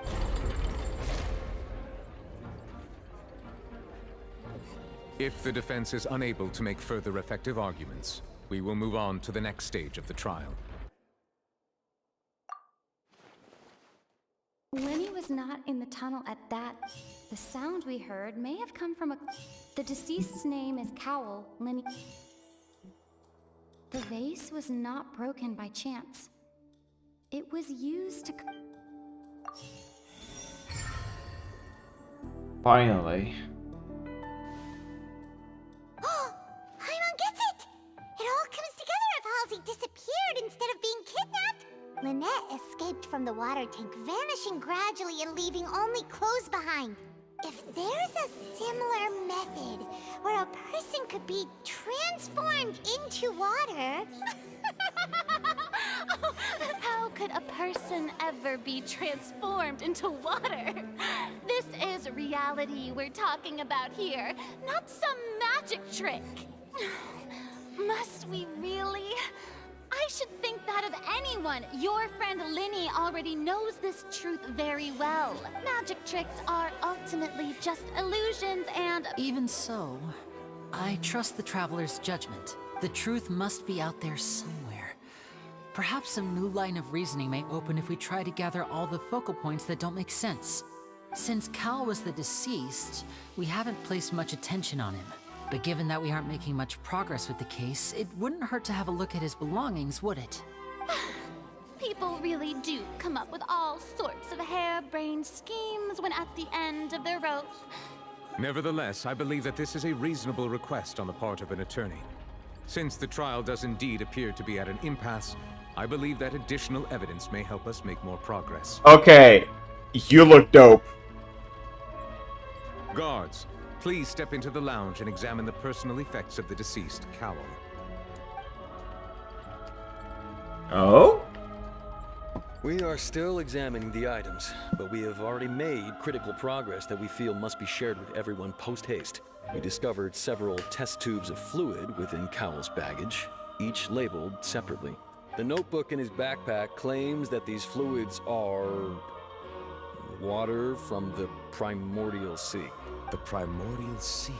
The note's contents also indicate that Cowell belonged to an organization that sells illegal drugs and that he had an accomplice. The notebook has many entries concerning safe usage of these fluids, in which the keyword dissolve appears many times. One of these tubes was labeled Opera Epiclese, along with yesterday's date. It is empty. The notes also state that these dissolution properties work exclusively on people from Fontaine. It's likely that Halsey was chosen as some sort of test subject. As such, we believe that the defense's hypothesis is, in fact, supported by sufficient evidence. You've got to be kidding! People dissolving into water? Could something so ridiculous actually be true? Wait a moment. This reminds me of a certain prophecy, but it's just a coincidence, isn't it? Huh. If people can become water, does that mean that the water tank's real use was as a means to hide water stains? And if Cowell was targeting that girl... Wait just a minute. Could that mean... You two, with me, quick! Demoiselle, wait! What about your partner? Let's go. Just trust me. Order! Order! It is undeniable that further examination of the deceased's personal effects has yielded some surprising results. Oh! Damn it, question. The timing of the dissolution. The water from the Primordial Sea should all... Lynette was in the magic box on stage. I remember there was something else within the... Now it seems like the hook rope was not meant for another magic... The rope that strung the water tank up was lit by the fireworks and cut. As such, the focus here is on the water and not the tank. The water from the Primordial Sea should... Oh. The water from the Primordial Sea... Lynette was in the magic box on stage I remember there was something... The rope that strung the water tank up... The water from the Primordial...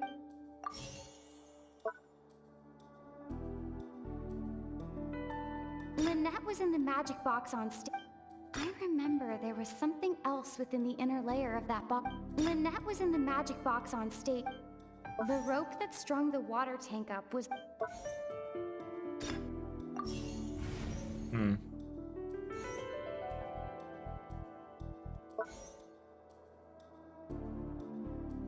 The rope that strung the water... Now it seems like the hook rope would... Huh. Almost nailed it. I remember there was some... Oops.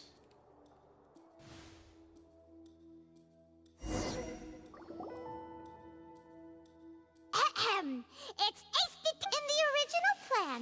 Cowl would tamper with the water tank rope, and the number selector securing his target. When the magic box containing Halsey was lowered, the metal hook would retract gradually and pierce the balloon at the top of the box. When the balloon attached to the box popped, the water from the primordial seed inside it would pour down and dissolve Halsey. Afterward, Cowl would enter the tunnel and break the flower vase to conceal the water inside the tunnel, with the remaining evidence being covered up by the water tank on stage. But he encountered something unexpected in the tunnel, and wound up being fatally hit by the same water tank he meant to use to cover his tracks. Huh. That does make sense. That actually links together a lot of the more confusing pieces of evidence. Oh dear, what do I do? Even I think they sound convincing now. Have I falsely accused an innocent person? What a humiliation. Now, it seems like the only point of contention remaining is the exact circumstances that led to Cal's death. His notes mentioned he had an accomplice who could be related to the situation. On that note, the guards have just contacted me indicating that they uncovered new evidence. I shall now invite him on stage to share it with us. Thank you, Your Honor. We were just inspecting the luggage of the other people involved in this case, and we found an identical sample of the water. What? That can't be. Does this not, my dear citizens? Vinny did not need to take part in the dissolution of the having made modifications to that upon his Haunted. ultimately, he knocked now as much. Am I right, Miss? We've used up all the evidence we collect. Is this the end? Nope. Let's break it open. Oh no! Seems using the water is... I think we've all seen enough. I believe this is indeed the finale. Now then, my good. Excuse me, everyone. Miss, I must ask you not to shout. Oh, come on. Don't be hasty. I have a good reason for interrupting, you know. Now, would anyone here like to take a little break from all this? I'll show you an amazing trick. One that can bring a young woman who has disappeared back in the flesh.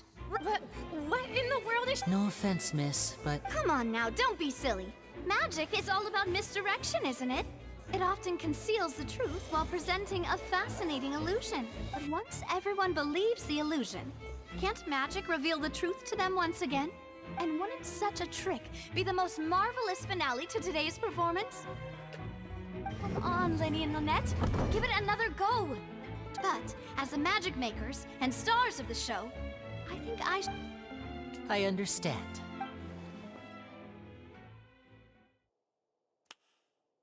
And voila!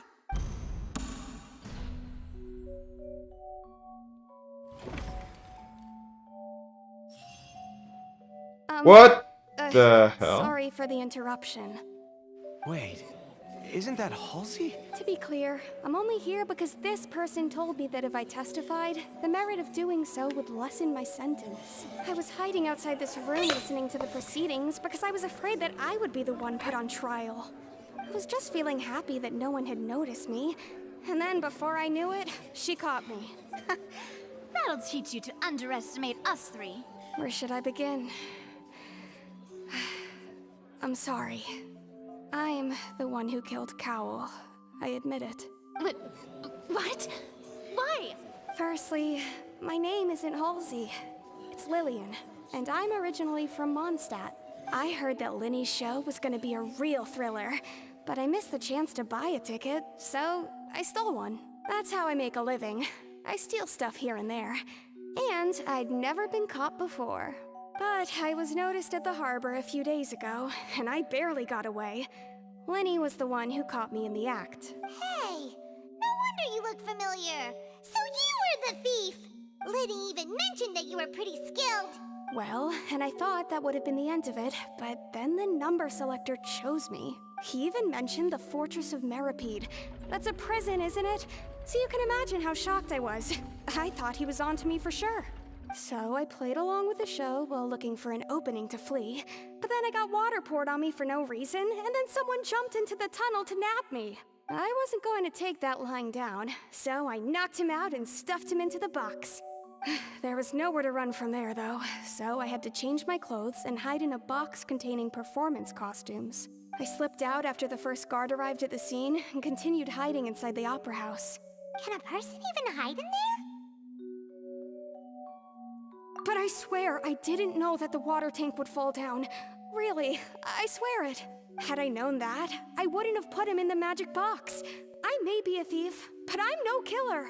Well, that makes everything pretty clear now, doesn't it? This time, we need to tell the entire story up.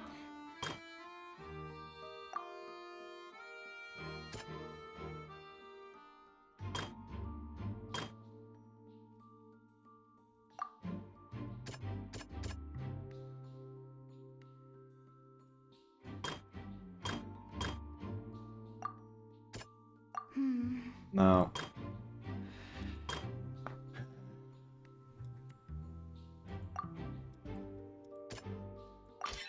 Lillian was afraid that she would...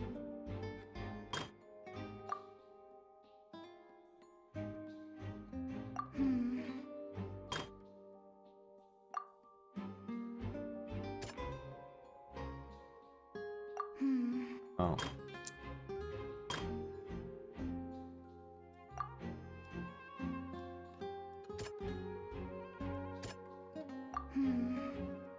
No.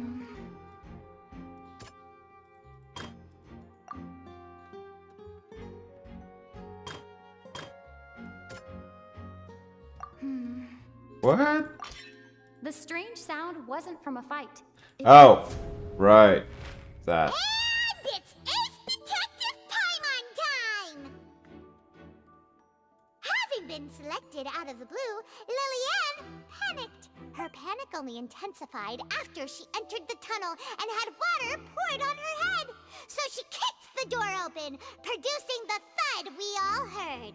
Hearing the commotion, Cowl leapt into the tunnel, only to discover that Lillian had not dissolved. He did not know that Lillian was not from Fontaine, but was a thief who made her way in by stealing a ticket.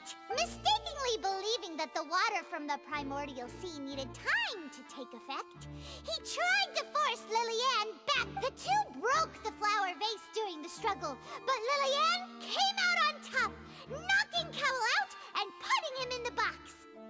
With no way of escaping, she changed her clothes and hid in the costume trunk until the performance ended.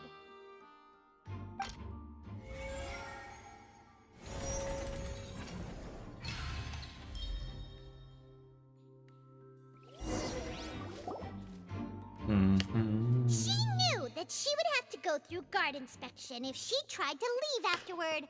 So, she has been trapped in the opera house these last 2 days. She had already become desperately hungry by the time we were chatting over macarons. So, she swiped 2 of them right under our noses. Talk about a sneaky thief.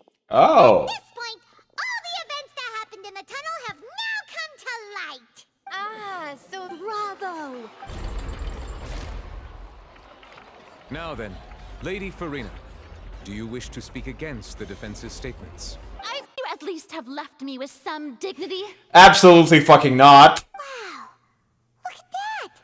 If there are no objections, then as the Chief Justice of Fontaine, I shall once again repeat the full sequence of events. The actual perpetrator of the serial disappearances, Cowl, selected his next victim from the audience reservation list. With some modifications to the selector, he could ensure that the pre-selected young woman would be chosen. To cover up any evidence while committing the deed, Cowl thought of allowing the water tank to fall, which would conceal the water left behind after the young woman was dissolved. He also tampered with the rope suspending the water tank, using the fireworks at the end of the performance to cause the tank to drop and hide the watermarks. He poured the water from the primordial sea into a balloon during the preparation of the magic box and stuck it to the box's lid. Finally, he passed the prepared hook on a rope through the gap in the magic box's door when bringing the young woman to said box. When the magic trick officially began, the box containing the woman was lowered into the tunnel, tightening the hook rope and bursting the balloon containing the water. If all had gone to plan, the young woman would be dissolved at this time. However, Lillian was not from Fontaine, and thus fled the box with a loud noise. Realizing that there was trouble, Cowell entered the tunnel and met Lillian. Thinking that the waters had not yet taken effect, he decided to proceed. However, his opponent was more capable than he thought, and he was overcome, knocked unconscious, and placed into the magic box, and thus became his own final victim. Lillian, according to her own statements, then changed clothes and hid until the performance ended, before hiding in other parts of the opera house. As for Linny, he was in the underground structures within the opera house, and was thus ignorant of these happenings. From this reconstruction of events, we can conclude that Linny, the accused, is in fact innocent. While there is much in Linny and Lillian's conduct that should still be investigated separately, this case at least can be handed over to the Oratrice to make the final decision.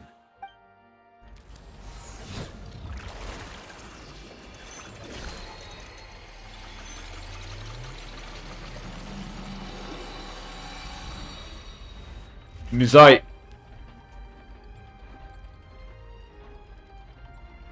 As such, Linny and Lynette are officially declared not guilty. Great work, partners. Thank you all. Thank you so much. Next, I think we deserve an explanation, Guard Vaughn. How did you find the water from the primordial sea in Linny's baggage? Right! Your discovery caused me to make a serious mistake, I suspect that the accomplice mentioned in Cowell's notes was not Linny, but you, yes? I'm sure you know what you must do to lessen your sentence. Speak quickly! Unless you want to earn yourself a one-way ticket to Coupon Town. I was just following orders. We were supposed to place blame for the serial disappearances onto Linny, and thus cause suspicion to fall on the Fatui.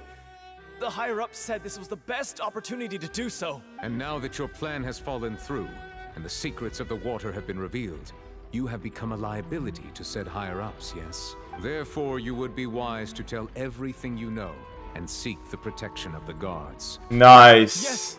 I'll tell you everything I know. Our boss discovered that the water can cause people to dissolve. It can also be made into a potion, which when extremely diluted, can cause people to experience unforgettable exhilaration. We've been in this business for a while now, and have made decent more off it. The disappearances were also the boss's idea. I mean, this is the boss we're talking about. The...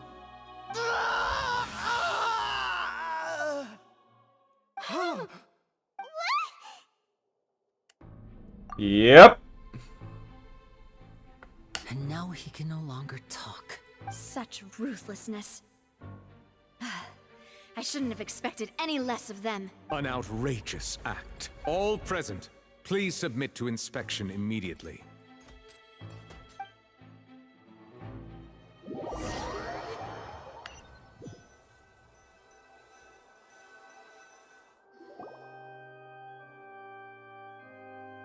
So, we're just going back now? Nope. That's... Traveler, Paimon, please wait. Linny... I know you may not want to speak to me right now. Maybe you don't even want to look at me. But still, let me thank you again for defending me to the end. Even after you learned that I'm a member of the Fatui, I guess. But regardless, I'd like the opportunity to set things straight. I didn't approach you with any ulterior motives or ill intent. I've spoken to you as myself, just plain Linny this entire time. As for why I'm a Fatus, It's because the goals of the House of the Hearth align with those of an orphan like me. That's all. That was how Father, who you might know as the Knave, approached recruiting us back then too. Yep. I knew that it was Arlecchino. The one who controls the House of the Hearth? She's your father? That's right. And since we're here, I was wondering. I gradually discovered that while we were called foster children, he was really after my talent for magic tricks. He would constantly take me to all sorts of banquets to garner attention. That doesn't seem too bad either. It took a while for me to realize just how dark his heart really was. After one particular performance at a banquet, I discovered that Lynette was not on the same return vehicle as me. I waited a long time after we returned home, but the answer he gave me was, she caught the eye of the most eminent person at the banquet, so I... Oh no. But what if... As far as outsiders are concerned, this is a relationship akin to adoption or foster care, and they have their ways of escaping the eye of the law. I managed to ferret out the location of the mansion of that so-called eminent person, and hurried through the night. All I saw was the moonlit ground covered in blood, and the Knave standing there in the darkness. Okay. So, she'd already taken care of that guy. That's right. She had rescued my sister before she could come to any harm, and had even discovered several girls hidden in a basement, all of them orphans. Okay, Arlecchino. I mean, the Knave might have seen something in me, and so she made me an offer. The House of the Hearth welcomes you, for your interests align with ours. Here, none will ever betray you. Indeed, betrayal shall never be permitted here. I was hesitant to trust her. I mean, I had just been betrayed by nobles. But she was also quick to destroy the noble who had taken us in at first, giving us back our freedom. That's fair. So that's how the two of you joined the House of the Hearth. She has her own plans. She has gained permission from the Tsaritsa to first use the Gnosis' power once she obtains it. She plans to use it to find a way to break the prophecy and save Fontaine. So, she believes in that prophecy too? That's right. The whole House of the Hearth is currently working to combat that crisis. Today's case has also proven that people from Fontaine can indeed dissolve into some sort of water, thus further supporting the prophecy. All of us house members here, Lady Arlecchino herself included, are from Fontaine. We won't give up on defending our homeland. To us orphans, the only connection we have left to this world, apart from our family, is our homeland. So, from small deeds like distributing magic pockets to huge schemes like stealing a Gnosis, everything is aimed at dealing with that prophecy. It's all right. I understand. The only thing I can do is relate all this to you. I just hope you can understand that even as a member of the House, I have never stopped making my own decisions, and that I believe what I'm doing is right. If you should need anything at all in the future, feel free to find me. I will do my best to help you, as plain Linny. Bye, Linny!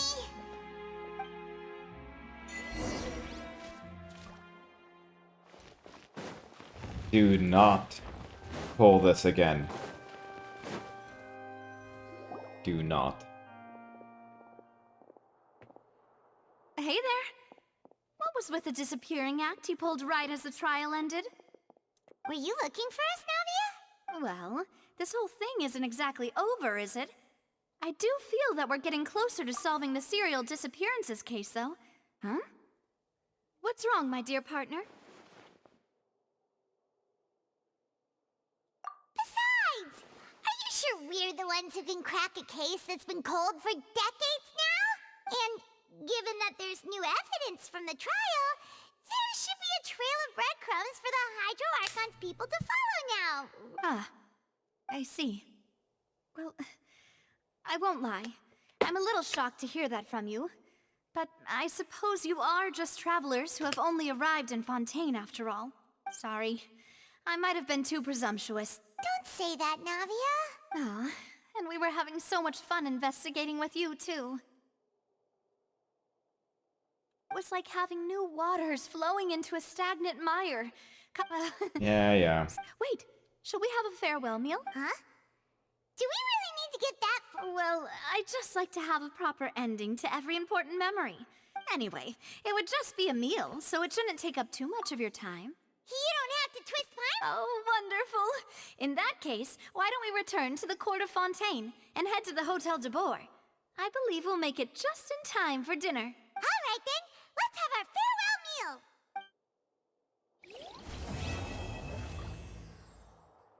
Prelude of Blanchard and Noirceur. Nice. Okay. Oh! There is the Act 2 as well. Okay.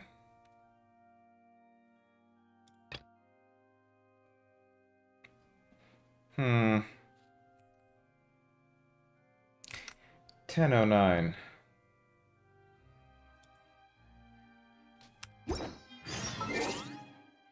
Let's see. Oh.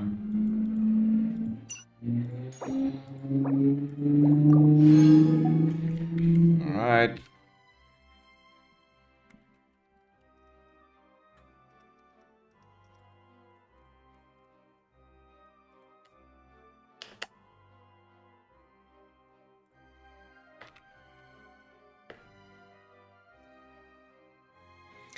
I'm at 47. Correction.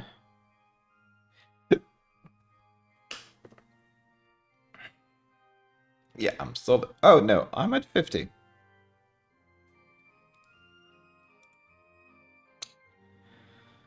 I'm at 50 and 0.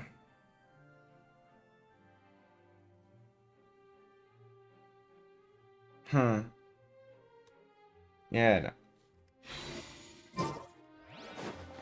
Everything looks so good. Why, of course. Go ahead, try whatever you like. If the food's good, I'll make a group reservation for the rest of Spina di Rosula next time. And if it's not? Well, You, sure have your own way of doing things. Oh, we called this a farewell meal, but we could also treat it like a victory feast, right? We did just win that case after all. Oh, true. Very true.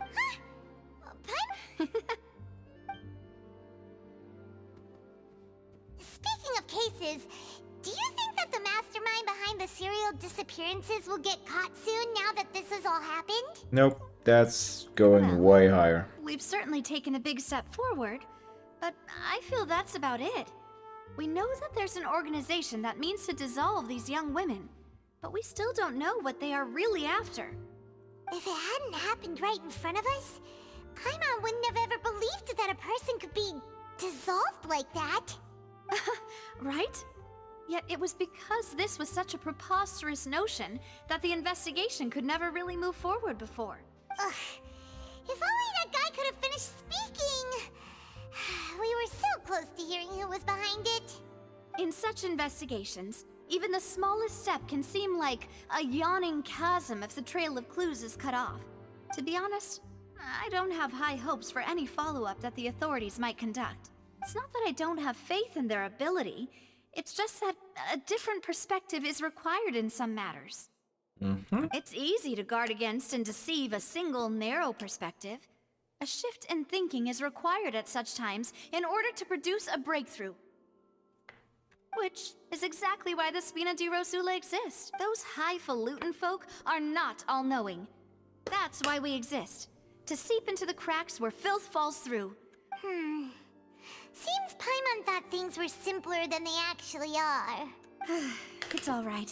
I mean, the more complex a society, This was supposed to be a farewell meal, so I doubt you have further interest in this business, right? Let's talk about something else. Like, what are your future plans? That's true. We didn't have a chance to speak to her after the trial ended. It didn't really seem like the right time or place to do it anyway. Yeah. I see. So, your primary objective, which has been foiled so far, was to have a chat with the Hydro Archon. I've heard that there's a long line of people waiting to meet Lady Farina.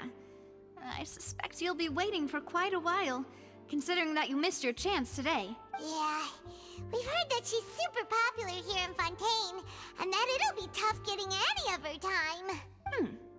Well, would you consider some more, unique ways? Perhaps even methods of, let's say, questionable legality? Absolutely. Guess that's Spina di Rosula's boss for you. Chock full of sketchy ideas. Well, what did you have in mind? Well, one way would be to infiltrate a performance troupe at the Opera House, only to abandon your act at the play's climax and ask to speak to her after the performance. I'm sure Lady Farina would be eager to see the ending, and would agree in order to finish watching the play. Don't you think? Could you suggest something a little more practical? This plan seems pretty hard to pull off. We'd have to go learn how to act, and acting's really hard.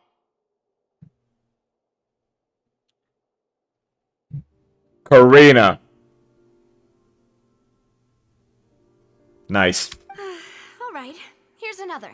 Find a way to conceal yourselves under her bed. Then, wake her up in the dead of night and demand answers. That's a classic. Let her go back to sleep until she answers all your questions. I can personally testify that this one works. When I'm sleepy, I'll do anything as long as I can finally get some sleep. That might work, but that's not really the problem. The problem is, we don't want to get ourselves arrested. We'd be able to beat everyone out. Valid point. I overlooked that part. I was just thinking about leveraging a person's desire for sleep. All right, no more joking around. You did defeat her in court, clearing citizens of hers from false accusations. False accusations she had nearly upheld personally. I imagine that she feels quite ashamed about the whole thing. You mean that if we catch her while she's on a break, she might be too embarrassed to refuse? Why don't we give it a try after this meal? You know, strike while the iron is hot and all. Huh? Paimon, did you drink my Fanta? Was this your drink? Sorry about that. Paimon wasn't really paying attention and the cup was right next to Paimon. No, it's fine. We're just about done here. Alright. Honestly, Paimon wouldn't recommend Fanta anyway. It tastes kind of salty and icky. Is that so? Huh. Well, in that case, we'll have to blacklist the Fanta here then. If we're all finished eating, then I'll go pay. Yeah, we're stuffed.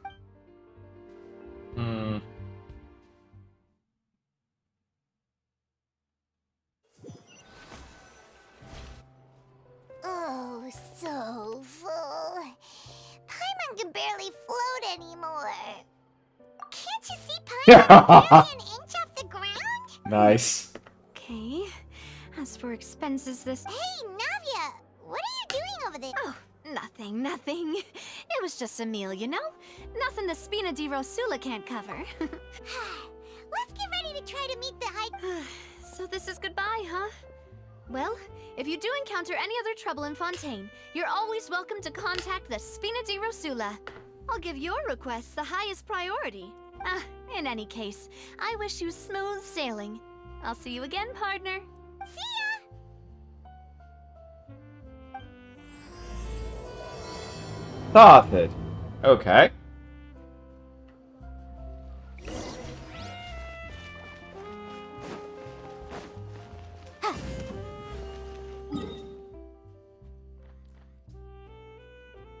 Wait.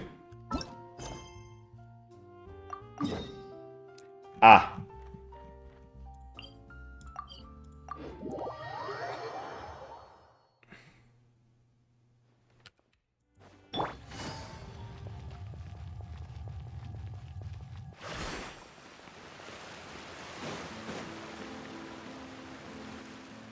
There aren't many people around anymore. Looks like that boat we took to Araneas might have been the last one. Vache. Looks like we're back here again. Huh? Traveler? Are you hearing voices again? Ugh. That's kinda spooky. Are you sure we don't want to come back in the morning? Vache? Vache. Hey, why are you still walking towards it? Huh? Hang on. Paimon can kinda hear a voice. It's calling for Vache, right? Hey, stop walking! Come on, wake up!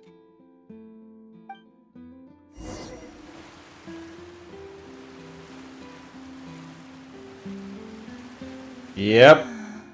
Vache, are you my dear Vache? No, wait. You seem to be someone else. Do you know Vache? Wait. Who am I? I'm very sorry. I fear I do not know. My memories feel like they have been washed away like a flood. So many fragments dissolved amidst the tide, never to be recovered. How much have I lost? How many things that I once held dear while on land have I since forgotten? Yes, that is what I was once.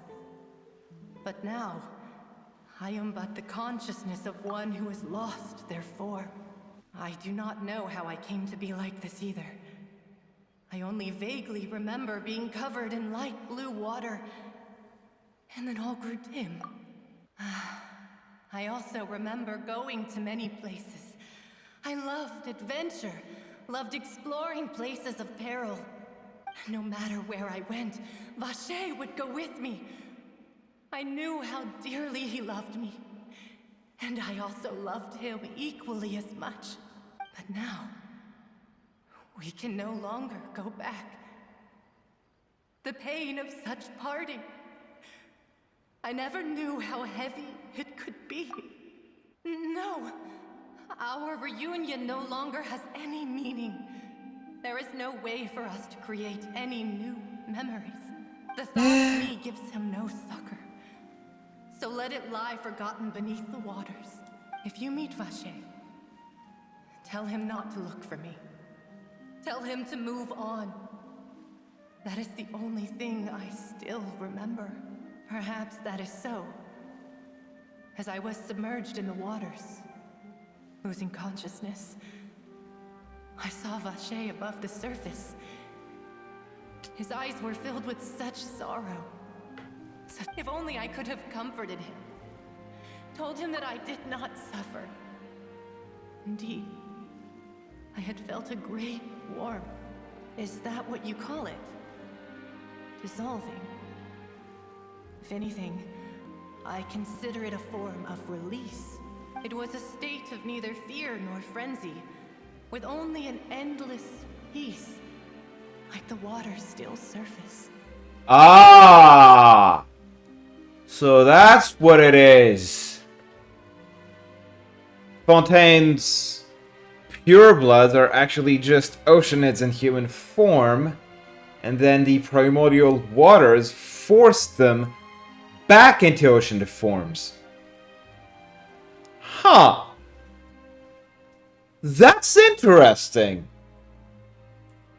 Huh, okay. I could also liken it to being a thirsty person who drinks water for the first time, and only then sees how they have lived for so long in a world of endless want and anxiety. I think I hear your companion. It's time for you to go, I think. Farewell, then. I am glad that you were able to sense my presence. Remember, if you see Vache, tell him not to seek me out any longer.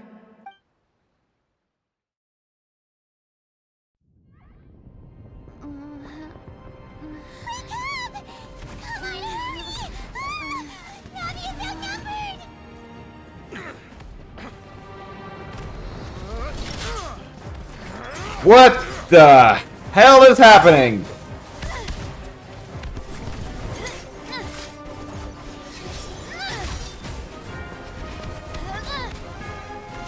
Demoiselle, look out!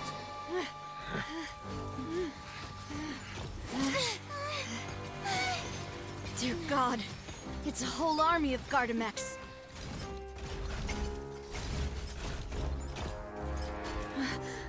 Chlorand? What the hell is Chlorand doing here? Okay, she's back up.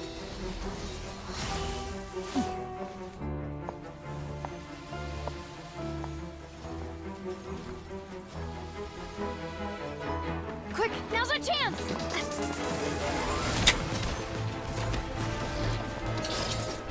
Oh!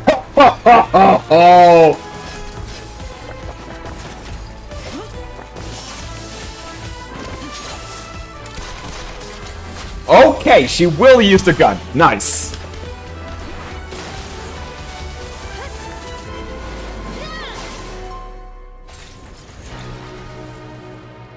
Nice.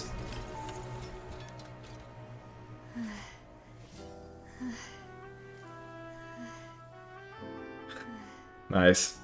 Nice.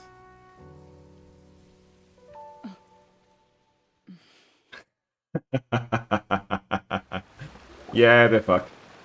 I should thank you for lending us your sword there, Clorand. But before I do so, could you explain how you managed to show up here? I followed you. It seemed to me that danger has followed you more closely as of late. I believe that following someone without their knowledge is actually called stalking, is it not? Mr. Callus's last wish was for me to ensure your safety, and I will not betray his trust. He would do the same, were he alive today. Do not speak of my father! Sorry, demoiselle. I was not strong enough. Thank you for your aid, Miss Clorand, but do keep an eye out for your manner of speech. I believe we all wish to avoid unnecessary emotional harm. Sorry, I did not consider your feelings. Whatever. What else do you know? How did you come to the conclusion that I'd be in grave danger? I doubt I know much more than you, but I believe that the mastermind behind the serial disappearances is very powerful. Your performance tonight will almost certainly attract their attention. Huh. I'm sure they've known about me. To be honest, I'm shocked it's taken them this long to act against me. And what about these Gardamex?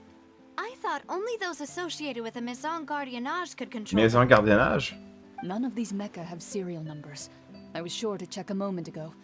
They are not the ones used by the authorities to enforce the law. Same models, though. That some powerful or wealthy party. What the fuck just happened? Paimon thought we were done for! Those Gardamex came out of nowhere while you were unconscious, and Nadia and her gang saved us! Oh, and there was that champion duelist named Clorand who came out to save us too! We got lucky there. Paimon probably couldn't have fought them off otherwise. Oh, come now. Forget all that polite talk. That wasn't really a farewell meal we had back there. Not for me, anyway. As such, we're still partners. There's no need to thank me. It will take 50 years for me to match Demoiselle's magnanimity. Silver for the love of fuck. For me, I would have joined the Spina di Rosula on account of her goodwill long ago. All right, you two. That's enough. Actually, Navia, how did you know that we were in danger? You sure did show up in the nick of time. Well, to be honest, you're the one who tipped us off, Paimon. Huh? Really? Paimon contributed somehow? Oh, Paimon's even more amazing than she thought! Yes, all thanks to you grabbing my drink by mistake. How did that help? After we parted ways, I was on the way back to one of our bases when I suddenly thought of what you said, that the Fanta tasted kinda salty and icky. Fanta only comes in sweet flavors, so how could it have tasted salty? The color of the drink, if I recall, had also been a bit off. So the Fanta had been spiked with water from the primordial sea? Yes. So, if you hadn't drunk that cup for me... Spina di Rosula is preparing the grandest of awards for you as we speak for saving the boss. Huh. Really? I sent people to Hotel de Boer to investigate, but whoever did this left no trace at all. That's when I figured out that you might be in danger, and hurried here as quickly as I could. But why would they go after us too? All we did was defend Linny in court and help clear his name. Ugh, now we're caught up in this mess too, aren't we? Well, you did foil a plan that they were probably pretty proud of, and almost got their name in the process. Speaking of which, did anything strange happen when you drank the primordial seawater? Well, it can't be coincidence that the traveler fainted just now. She said that she heard that voice calling for Vache again. Oh, and this time Paimon heard it too! But it was real faint. Does this situation have to do with the primordial seawater then? Does that mean the primordial seawater raises someone's sensitivity to hydro when it's used on people who are not from Fontaine? That doesn't sound like too much of a bad thing, to be honest. New intel? While you were out cold? Yes. Well, let's hear it, shall we? Oh, that is important. Vache. That name doesn't ring a bell. I suppose he hasn't stepped forward as a witness in court lately. Since he saw that young woman dissolve, he was at least at the crime scene. But he never gave testimony or any information regarding people dissolving in the primordial seawater. Could he have been threatened? No, he could be the boss. Yes, thank you. This is very important information indeed. We will continue to investigate. Oh, you mean you'll help? Well, you did say that our farewell meal didn't really count. That means we're still partners, right? Oh, please. And besides, we're in this now whether we like it or not. You're not gonna let those people who targeted us get off the hook so easily, are you, Traveler? This will prove to be their biggest mistake. Try not to look quite so pleased. You are the face of Spina di Rosula, after all. Nice. Let's head back to one of our bases, shall we? I'll arrange accommodations for you. We also have some plans to go over, and hopefully we can deepen our bonds as partners. But we'll take that one step at a time, I guess. Don't worry, you two. With us around, our base is definitely secure. And then it's what the fuck?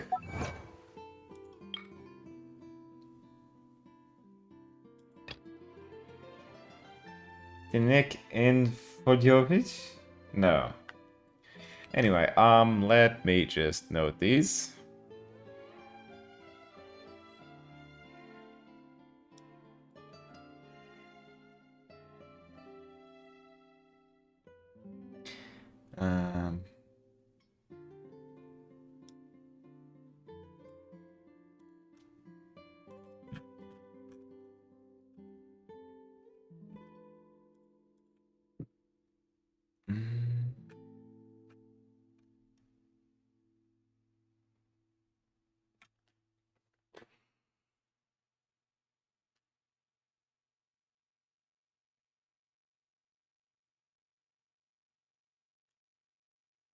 There is an achievement that is a direct reference to Hawkeye Star Rail.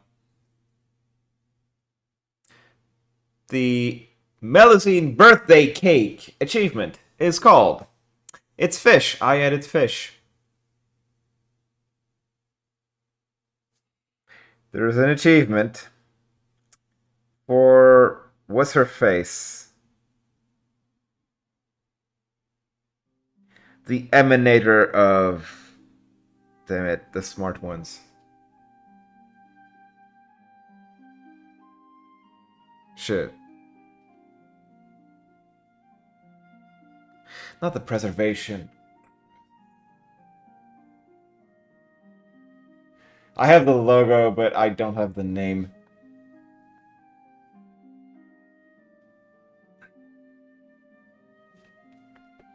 Wait, what the hell?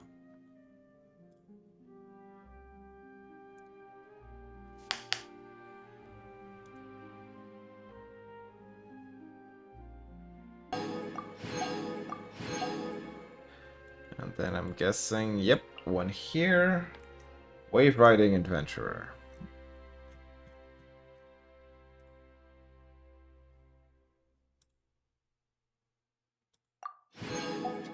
There we go.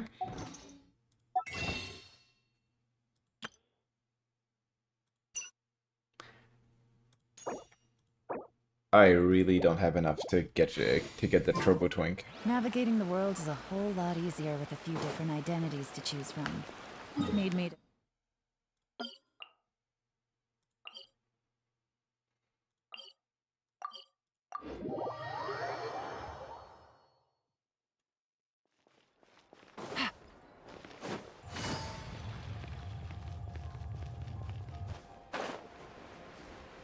Yep, I knew it.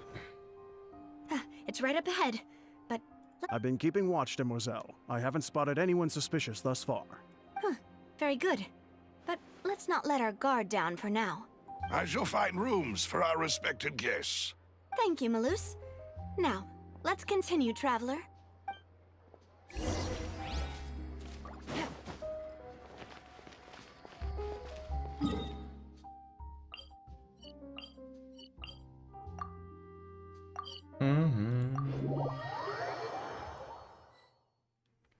Yep, the underworld.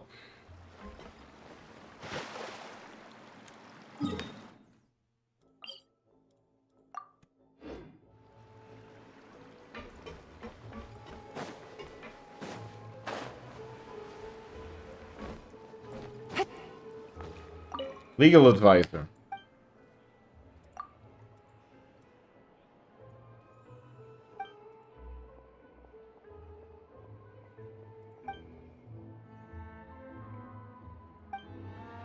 Nice.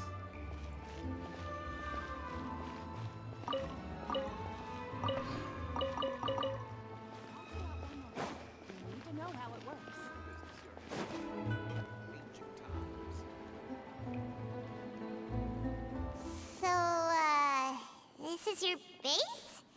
Your accommodations have been arranged. Under the present circumstances, I can confidently say it's the best we have. Well, our funds have been a little tight lately. After all, we don't allow illegal or unethical profiteering. In fact, our funds often come from citizenry who support us. Seems like it's tough times for everyone. But if you have the support of the people, that does sound like it's worth it. To be honest, our financial situation was a lot better back when my father was in charge a few years ago. I'm afraid I'm not quite his equal. Your father... Demoiselle, if you'll allow me to explain. No. I'll explain it myself. I suppose I couldn't run from this topic forever. And as partners, this is something I hope they can... My father's name is Callus. Yes, the same one they call Callus the Unfaithful in the streets. 3 years ago, he was accused of murdering his own friend. But he chose a duel to defend his honor instead of standing trial. He died in the duelist's ring. Oh no. But I do not believe my father was a murderer. I'm sure he was set up. At the time, I believed that if he only stood trial and was duly investigated, something amiss would crop up and prove his innocence. But strangely, he not only requested the duel himself, but rumor has it that even after being seriously injured, to the point where he could be deemed as having lost the duel, he refused to surrender, determined to die in the arena. 3 years later, I still don't understand why he did that. How could he protect his honor if he's dead? If anything, he gave up his chance to defend himself. The closest piece of info I have is that my father had been investigating the serial disappearances case at the time of his death. Ah, so that's why you're so determined to get to the bottom of that case. That's right. I've also tried to investigate the murder my father was implicated in, but I haven't found a single new clue in my countless reviews of the investigation records. However, I believe that if the murder case is related to those behind the disappearances, they must know something. I must know what really happened. Was my father coerced? Framed? Even if he really did kill his friend, I must get to the truth. If only he'd been more open with me when he was still alive. He even hid the fact that my mother died due to complications when giving birth to me. And now, here I am investigating his death. You really are a handful, aren't you, Papa? Demoiselle, please, if there is anything I can do, anything at all. I also will never believe that Master Callus murdered anyone. There are none whom I respect more than the two of you, Demoiselle. Master Callus did so much good in life, yet all it took was one murder case for him to be dubbed Callus the Unfaithful. Even our supporters decreased greatly due to that incident, hence our strained finances at present. Wait, if Callus was such a good man, wouldn't people at least be a little suspicious when he was accused? No. Perhaps people just revel in that kind of drama. It's not something exclusive to people from Fontaine, really. Everyone's like that. People love watching the evil turn over a new leaf, but they also enjoy watching good people fall into an abyss from one slip-up just as much. But how could... never mind. If Callus was really falsely accused, we have to find the truth. There is one other thing. Master Callus's opponent in the duel was Ms. Clorand. Oh, her? Well, then, isn't that as good as saying that she was the one who killed him? No wonder her mood was a little strange between the two of you. Yeah, that's not the sort of thing that you can just let go and move on from. Ms. Clorand has always placed great emphasis on the honorable nature of the duel.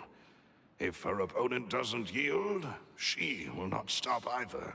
She knew Master Callus beforehand and greatly respected him, but seeing how he was resolute in the arena, there was only ever one choice she could have made. It's not that I don't understand her at all, but I just can't deal with this yet. Don't worry, Navia. We know, you like her. Afterward, Ms. Clorand told us that at the start of the duel, Master Callus requested that she ensure Demoiselle Navia's safety. Yes, that is our understanding as well. Oh, Papa. What madness drove you to ask the person who killed you to take care of me? All right, anyway, that's the information I wanted to share with you. Even if it did sound like I was just complaining towards the end. Thanks. You two should go and rest. This was quite a day after all. Yeah, Harmon's beat. Please, relax and get some sleep. We will ensure you rest soundly. Oh my god.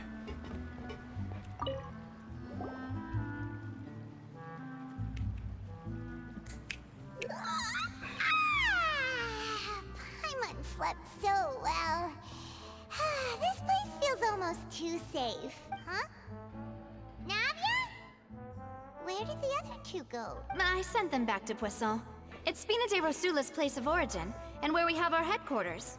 There's not much for them to do here at the moment. Paimon gets the feeling that you're just trying to get them off your back. But never mind that. When did you get back? Were you waiting here the whole time? No, I just returned after going out for a while. I did some investigating yesterday regarding the name Vache. Wait, so you didn't sleep at all? How could I after having such critical new evidence of Guess Paimon wasn't speaking for everyone just now, huh? Unfortunately, this name seems to have been wiped from existence. It doesn't seem to have a match anywhere. I suspect that those behind this have already taken steps to hinder an investigation from this angle. But that does prove that this Vache person is a key witness in the incident. Does that mean we're too late, though? No. There is one ray of hope. One place in Fontaine that they would find almost impossible to threaten. And that is the archives kept by Chief Justice Neuvillette. A place where detailed files on all the cases in recent years are kept. If the Oceanette you met is one of the young women who went missing recently, we should be able to find some related information there. So Neuvillette maintains an archive of case files? Whew.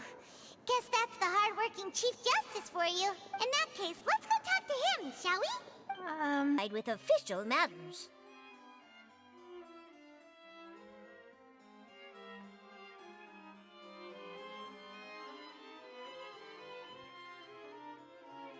Huh. This place does look pretty heavily guarded. Guess that proves that Neuvillette's files are really secure. Hey, don't you recognize us? Huh? Who are you? Just to be clear, I don't care who you are or who you might be. See? They've got great discipline, too. Yep. Paimon can tell. If you're here just to crack jokes, I can point you towards the exit. Unlike some, we're busy, so please leave if you don't have a reason to be here. No. What I meant to say is, shouldn't you remember us from a few days ago? We were at the trial of the great magician Linny. Oh, yes, I remember. I read about it in the Steambird. You must be Linny's attorneys. It's all coming back to me now. We're here today to report and archive some information on a follow-up case. Huh. Is that even a thing? Of course. Don't worry. We're here on official business. All right then, I'll let you through. The Chief Justice is just inside. Thanks. Oh boy, that's a fib. Please come in.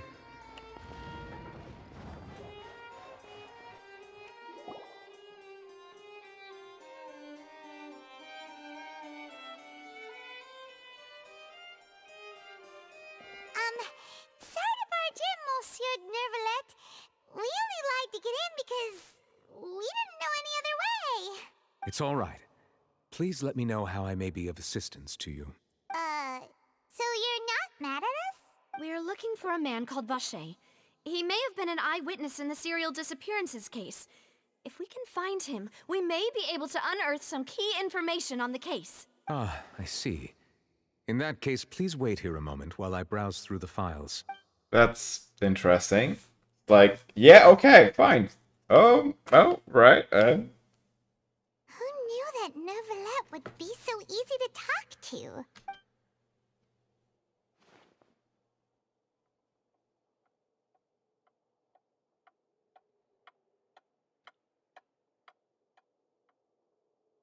Unfortunately, I'm quite certain that no one by the name of Vacher has been involved in any case, criminal or civil, in the past several years.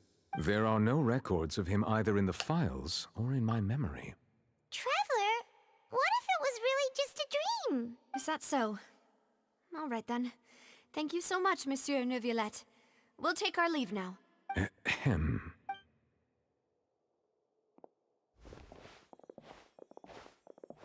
Miss Navia, I can understand how you feel. Your father, Callus, was a truly exceptional man. We deeply regret his passing. And what are you trying to say, Monsieur Neuvillette? Are you trying to console me? Extend your sympathy?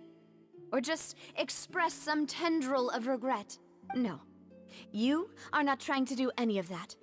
I can hear it in your voice. There's no emotion behind your words. You only said those things because you felt like you should. It's just like last time. After my father took his place in the duelist ring, I pushed through the guards to talk to you as a last resort. You even told me then that you thought there was something fishy with the case, yet you still allowed the duel to go ahead. In your eyes, the value of a human life is nothing compared to those cold laws you hold so dear. If you truly regret my father's death, then why didn't you call a stop to the duel? Why Not didn't this you place, send me a Navia. letter to stop him from throwing his life away? Why did you just let him die, despised and hated by all? Everything was hanging on a thread at that moment. Just the tiniest effort could have changed everything. There are still so many things I never got to tell him. So many questions he still owes me answers to. If you really have no heart, then just look me in the eyes. I, Navia, will show you the true meaning of regret. I'm sorry, Miss Navia. You and my father are truly alike. You keep all kinds of things in your heart and never say a word to anyone. It's not so much that you can't feel, but that you would never express anything. Oh well. In any case, everyone already knows full well the apathy of the Chief Justice. My apologies for taking my emotions out on you, Monsieur Chief Justice. Let's go, Traveler and Paimon. The fuck was that? You just needed to air your grievances. Good lord.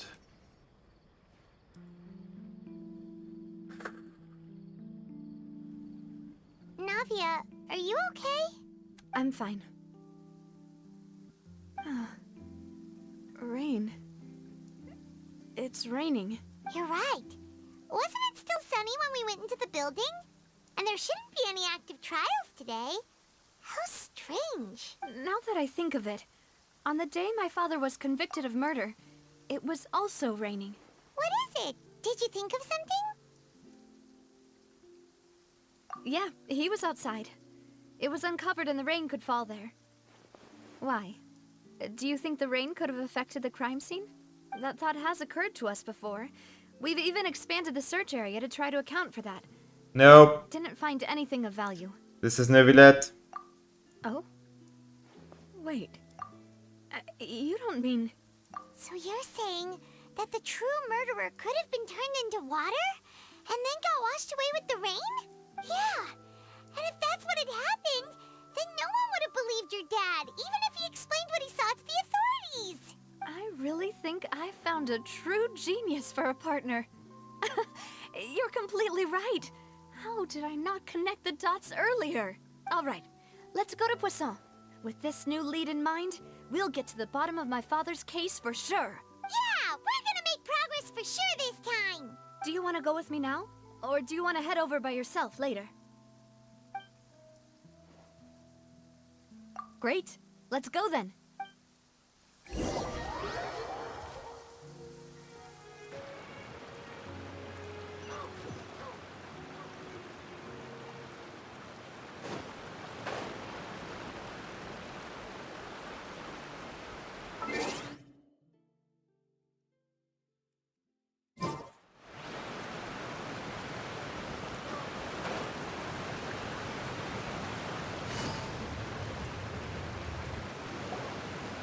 Whoa, what a huge ship! Why would a ship be anchored at a place like this? There's no need to be so surprised. While it may look like a ship, it's actually Spina di Rosula's headquarters. My father was the one who asked for it to be built like this.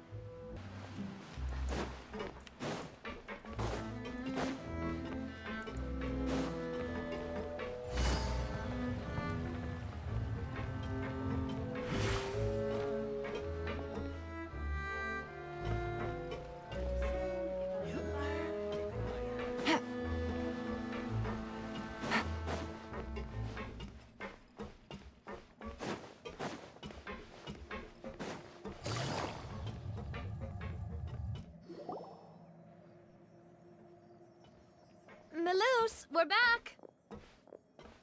Apologies for the wait, demoiselle, and you said before that you still had some business at the court. What brings you back to Poisson so quickly? About that.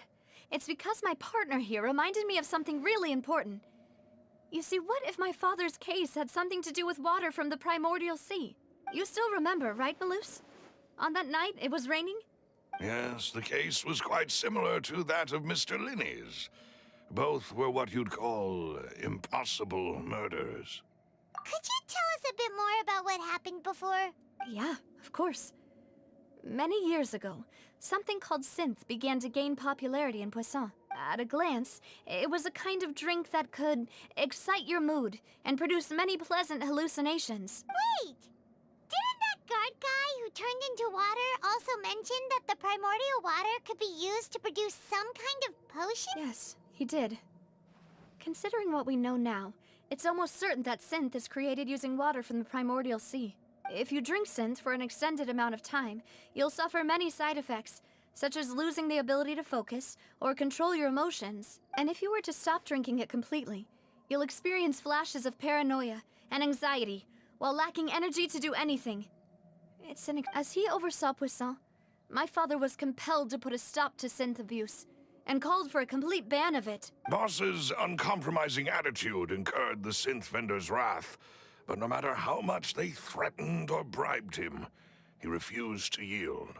Not only that, Boss became determined to find the mastermind behind the synth operation and put an end to the problem once and for all. Yes, but the enemy was very cunning. So he could never get anything out of the dealers, all of whom only sold the stuff and weren't privy to the rest of the operation. Recognizing that, my father decided to contact the dealers in secret and cultivate personal relationships with them. Finally, he was able to convince someone to become his informant. The man's name was Jacques. He felt greatly ashamed about his work after seeing many families destroyed by synth abuse. Yep. That night, my father hosted a banquet at his countryside estate.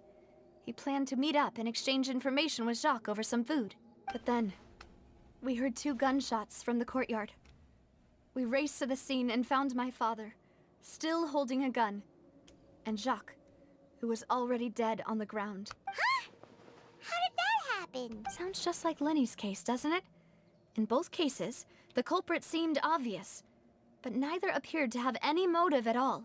Looking back on it, though, I now believe the most important clue was something we all overlooked at the time. There were pieces of clothing left at the scene. Precisely. It's all thanks to you that I made the connection now. Back then, we all just thought they were some costumes that Jacques used to disguise himself at the banquet. But, considering it now, it's almost certain that they belong to a third person at the scene. With one extra person, we'll also need to reconsider why the 2 shots were fired. You're right. We still live out our lives. There is no need to follow your father's path. It would be both wise and in line with Boss's wishes to step back and give up on the case. If that's indeed what he wished for, then he should have told me that himself. Was I not the closest person to him? What was the point of him dying without sharing any of the secrets he knew? Did he manage to protect anything in the end? Synth is still here. Callus the Unfaithful is still his epithet. And Spina di Rosula is barely getting by. Nothing has changed. Did he think I'd just accept his meaningless death and live out my life just as meaninglessly? I've never accepted that. Ever. Not since that day, and certainly not now. I want to find out the real answer for everyone's sake. For the missing girls, for the victims, and for myself. Navia. This is indeed the best moment to act. Your partner appears to be quite reliable, and more importantly, Demoiselle, I think you're also ready to take this on. So you do know something else, Malus? Yes, I do. In fact, even before that banquet, Boss already knew of the connection between Synth and the serial disappearances case. But what drove all the tensions to the boiling point was the revelation that you, Demoiselle, had been selected as the next target to disappear. What? Boss also didn't tell you that he had been diagnosed with a rare illness. The doctors told him that he had no more than 5 years left to live, and the serial disappearances case caused him great anxiety. 5 years was nowhere near enough time to resolve this long-standing conflict, but once he passed away, all the danger would pass on to you. Knowing all of this, he decided to use one final intimidation tactic before his death. He claimed to have already gotten his hands on some key incriminating evidence for the other side, and even told some members of Spina di Rosula about the details. But as long as you remained safe, he would not share the evidence with the public. If something were to happen to you, then he and all those he told would immediately expose all they knew about Synth and the disappeared victims. Right, so nobody would be able to get off scot-free. As we've seen, Boss's tactic has worked. Even though Boss has been gone for a long time, the other side has not tried to take Demoiselle's life. No, I don't believe it. He never appeared to look sick to me. No father wants their daughter to see them weak and haggard, especially someone as proud as Boss. To him, dying in a duel and suffering lasting dishonor as the unfaithful were still far preferable than losing face in front of his daughter. So he chose to die in silence, so that he could protect me. I'm afraid you're not understanding this correctly, Demoiselle. What Boss wanted to hand to you was not a parasol, but a sword. If Boss's spirit could hear you telling me that you want to find the answer for the sake of everyone involved, I'm sure he'd be extremely proud. That fool. Couldn't he have just given it to me straight? No. He might have set up everything precisely because He never thought I'd be able to understand him. Is that the amount of confidence he had in me? And what if I was never able to make it to where I am now? Yeah. I suppose that's true. With the way he'd set things up, if I had wanted, I could have just lived out my life without a care in the world. But thankfully, he rarely talked to me about complex matters, and thus understood little of me as a person. In this case, he really didn't need to give me an easy way out. Malus, what was the key evidence that he shared with you? It's the location where synth is produced. Essentially, it's the enemy's headquarters. When he was threatening the enemy, Boss didn't share the specifics of the incriminating evidence he found. But if you want to use it against the enemy, you'll still have to take several things into consideration. Let's storm the fucking castle. Why? If we know where the place is, can't we just go storming in? You mustn't forget that we're fighting against a mysterious and dangerous organization that's been in operation for decades. There's no telling what might be lying in wait at their headquarters. We also have no idea what kind of evidence we may be able to find inside, nor what people we may be able to capture. I swear to the fucking gods, if it's the Torre again, I am going to But a single applaud. visit to their headquarters would be tantamount to a formal declaration of war. The worst case would be that we leave empty-handed, but also open ourselves up to full retaliation. Then, in that case, why not work with the Fontaine authorities? Well, you saw one of them dissolve during Mr. Linney's case.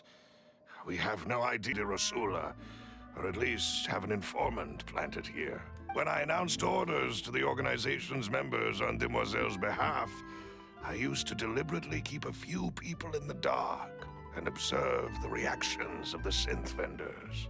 If the vendors didn't change their plans, then the individuals informed of our orders must be innocent. If the vendors packed up and fled, however, then someone must have given them the news. After several rounds of testing and investigative tracing, I've narrowed the suspect list down to 3 people. Silver. First is Florent, Spina de Rasula's senior advisor. Huh? Florent? Yes, surprising, isn't it? He was one of the people Boss trusted the most, which also means that he was someone who understood Boss really well. Thanks to his position within Boss's innermost circle, he always knew our upcoming plans and could... There's someone else like him too. Marcel, the head of Confrérie of Cabrières. Uncle Marcel. It's a guild in Poisson. Boss helped it to grow to its current size and prominence. In the beginning, they were only reselling some daily goods, but now they're one of the richest guilds around with a lot of business connections in the city. So, they're like a sister organization of Spina di Rosula? Yes, you can say that.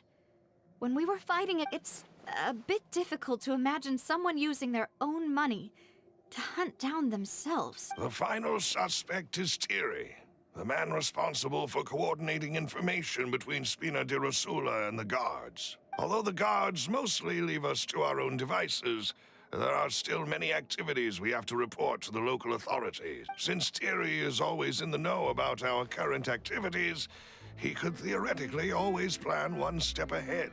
I see. These are all people who I communicate with quite regularly.